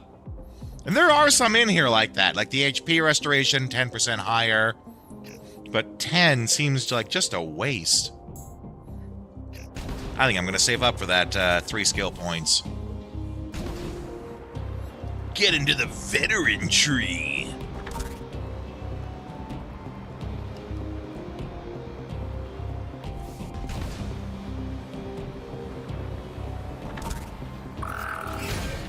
Remember our strategy. Bang!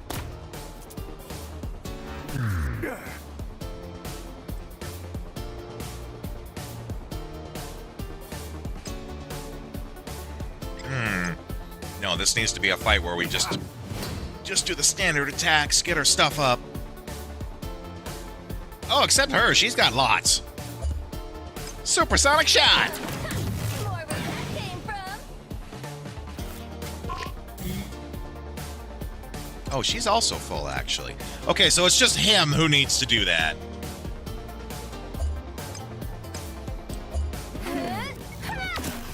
Finish that nerd off.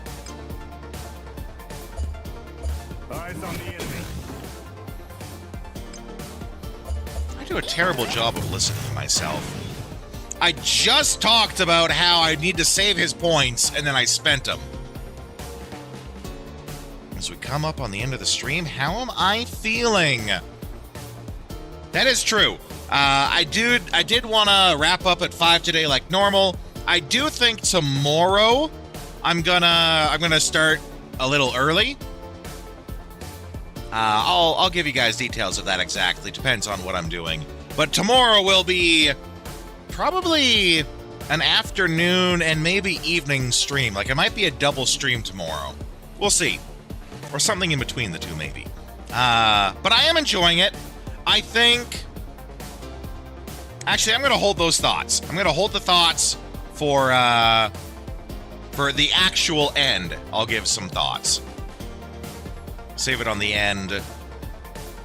Bang! Wrap up the stream with my beginning thoughts. I think I've got the gist of their tactics.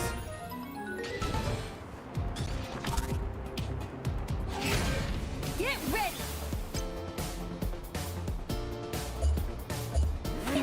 Locked and loaded.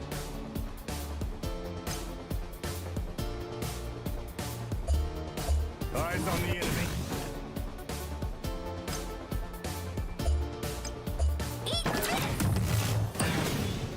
So far, though, the one thing I will say, you have to play it on hard. Remember, we're playing on hard, and it hasn't... The only time we failed is when it was scripted and when we came across the fight in the area we weren't supposed to yet. So the comments they made about this game being too easy, absolutely valid. Bang! Like, we're playing on hard mode, and this feels more like normal.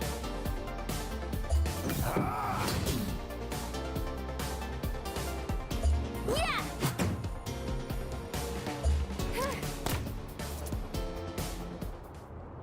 That was nothing. Do you think easy is mixtape difficulty, right? You know, that being said, there is a place for games that are incredibly easy and almost play themselves. Playing devil's advocate here, RPGs could be one of those genres of game that can actually benefit from having a game that almost plays itself. You know, with RPGs, remember, the main thing with RPGs is people are here for the story, the characters, the narrative. They're here for that. You might get someone who, like, let's take this game. You might get someone who thinks, you know, playing an RPG or playing a game about a girl who builds her own mech out of junk on a junk planet and trying to survive what happens there. That might be the greatest story they've ever heard. You know, where that hits all the right triggers for them. But they're just no good at the game. Or maybe it's their first game ever. RPGs are definitely the place where you could have a no-brain required difficulty and still benefit. Because people still then get to enjoy the story. Which is arguably the most important part of an RPG. When the scores are 10 out of 10 across the board. To be fair, it's not across the board. A lot of people... This is kind of skewed because, you know, this is how people dunk on people on the internet. But there are a lot of people that are giving Mixtape appropriate reviews. It's just IGN and maybe a couple others that say that it's like a 10 out of 10 greatest game ever. But there are plenty of people out there. They're not getting recognized. They're not getting noticed. They're not getting noticed as much as, you know, dunking on IGN. But they are out there. But RPGs are a genre of game that could benefit from having like a no-brain, easy play-itself mode. I think... What game did we play recently that actually... The Dragon Quest games. When we were doing like Dragon Quest 3 remake, and it's also in the 1 and 2, there's difficulty options that basically make the game play itself. That make it so easy that you could just tap X through the entire game and beat it, and that's okay. You might get people playing that game where it was Grandpa's first game that he ever played, and he's coming back to it now and having never ever played any other game, right? He just wants to enjoy it for the story. Wondering if the Game Awards are going to put Mixtape in the indie category. We're going to have to wait and see.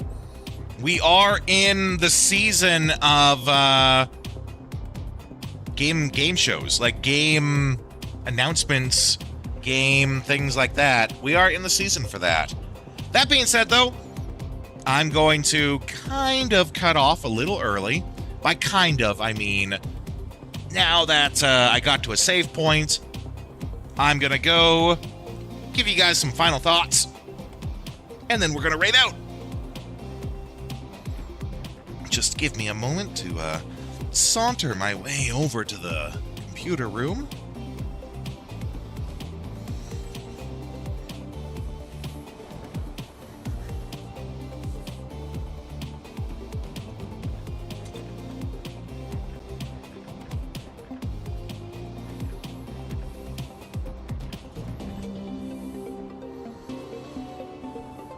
A game with higher budget for licensed music than Is that true for Mixtape? Has a higher licensed music budget than GTA 6? If that's actually true, that's wild. I don't know. I would want to see where that statistic comes from, because that's wild if that's true. And also, if it's true, that explains why there was no budget to actually make gameplay for a video game.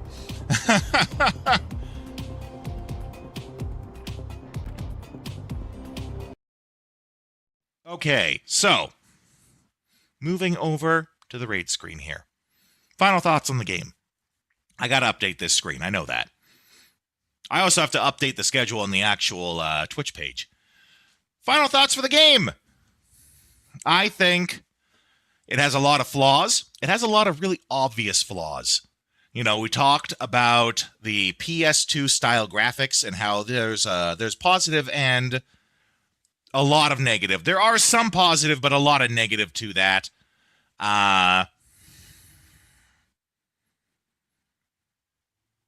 There are lots of little things up front that are very obvious to notice that do, if you want to be nitpicky about it, it does take away from the game.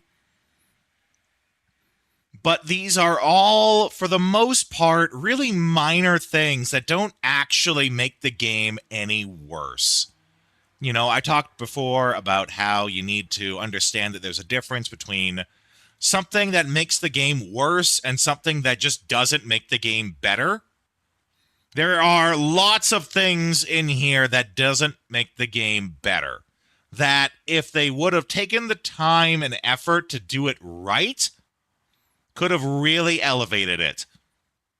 There's a lot of cut corners in the game here. I mean, I don't want to go through literally everything I've talked about, but you know, the graphics in the background, that's a big one. Getting the lip syncing working right, that's a big one. I'm trying to think here. Getting the different descriptions for the parts on your robot and letting them all be individual equipment instead of just, here's your generic piece that changes appearance on who it goes on, but they're all the same part, more or less. Get rid of that. Lots of cut corners that if they would not have cut those corners, and I'm not going to say they had to or they should have, because we don't know what the development was behind this, right? This could have been extremely small budget. We don't know those details. This could have been them only having a team of 10 people. I'm just putting a number out there. I'm not saying that's actually the case. This could have been a case of them having only 10 people to make a game, and thus they had to allocate what resources, time, and efforts they could to the important parts. And thus there are many little things that sort of plague the game. But when I say that, I think we also need to remember that very few of these things actually make the game worse. Thus, if you are here and you are focusing on what the game does well, what does the game do well? The game has really cool-looking characters. It has a really fun world. I do wish they described the world more. I still want to know why the hell, like, 70% of the population is robots. If they don't ever explain that, that'll be a really big folly. Because it looks like they got a cool world. Like, we can see the coolest part when you have, like, a dystopian, apocalyptic world.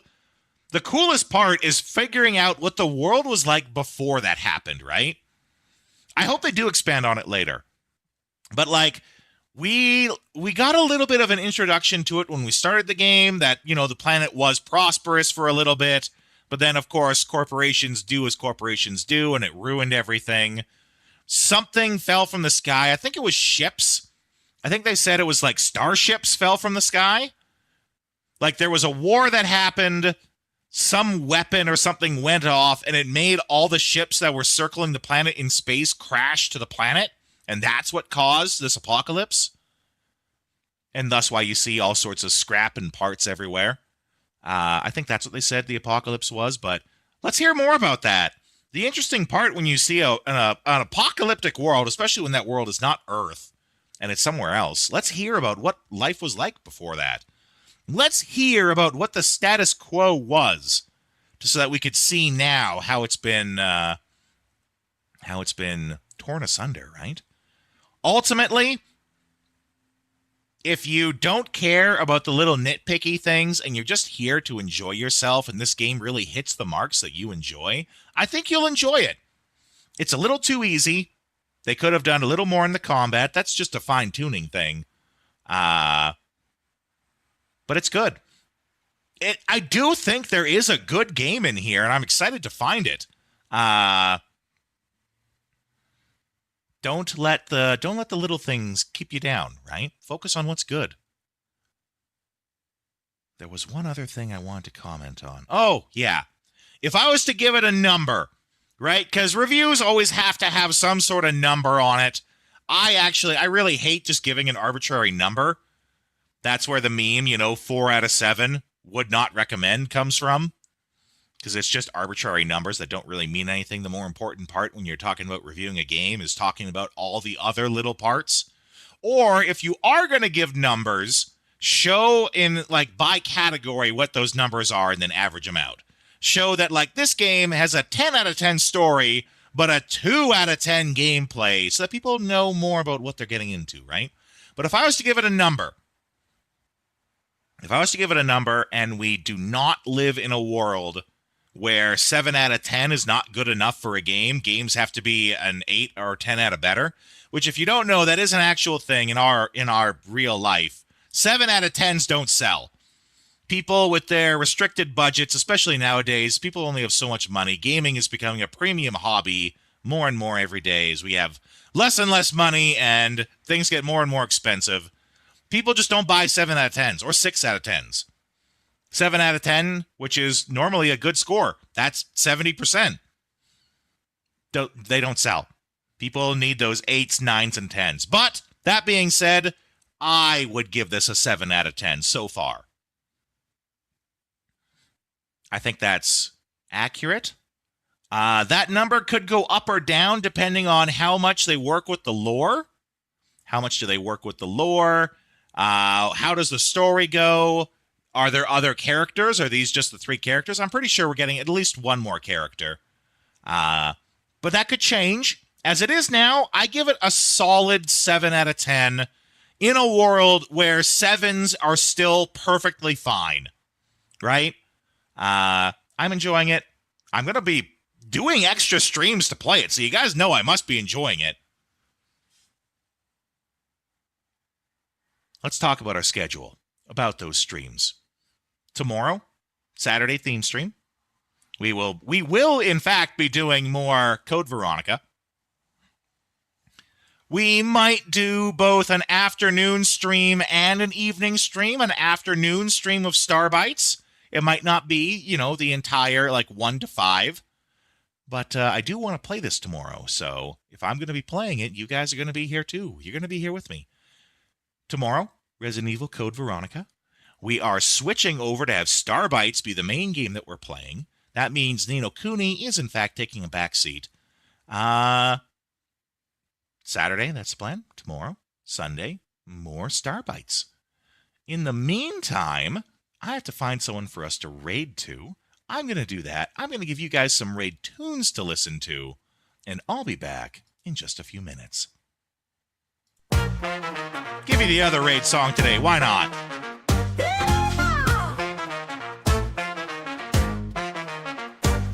Yeehaw, baby! Well, that's our show. We played retro games, but it's time to blow. Saddle up, partner. It's time to change the view. Time to dance at a different venue. Pixelated lands where the cowboys roam. We're shooting for high scores, never going home. With a quick draw, a controller in hand. We're the wildest raiders in all the land. The night is young, we're on the run. Old school fun, and we're second to none. But the sun is setting, it's time to call. Grab your posse, it's time for the raid, y'all. Riding into the raid on a digital horse. Retro heroes raid with no remorse. Press start, let's make a little noise. Get ready, get set, let's bring the boys. Riding into the raid, let the wild ones play. We're coming in style in a cowboy way. The stream's about to blow, hold tight, it's fate. We're coming in hot and we're raising the stakes.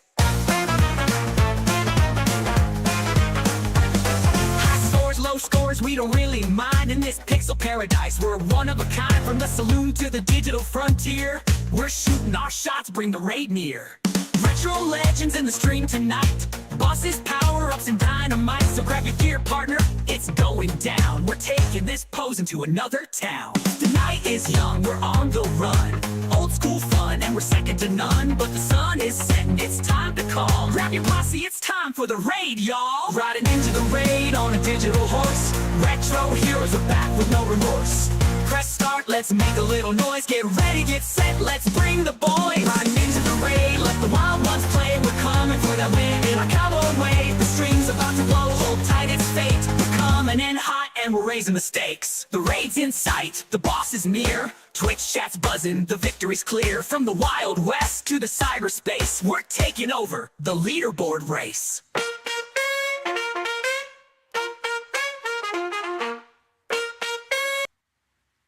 Okay, we're going to raid into Stinky Minky. He's kind of a new friend that we made not that long ago.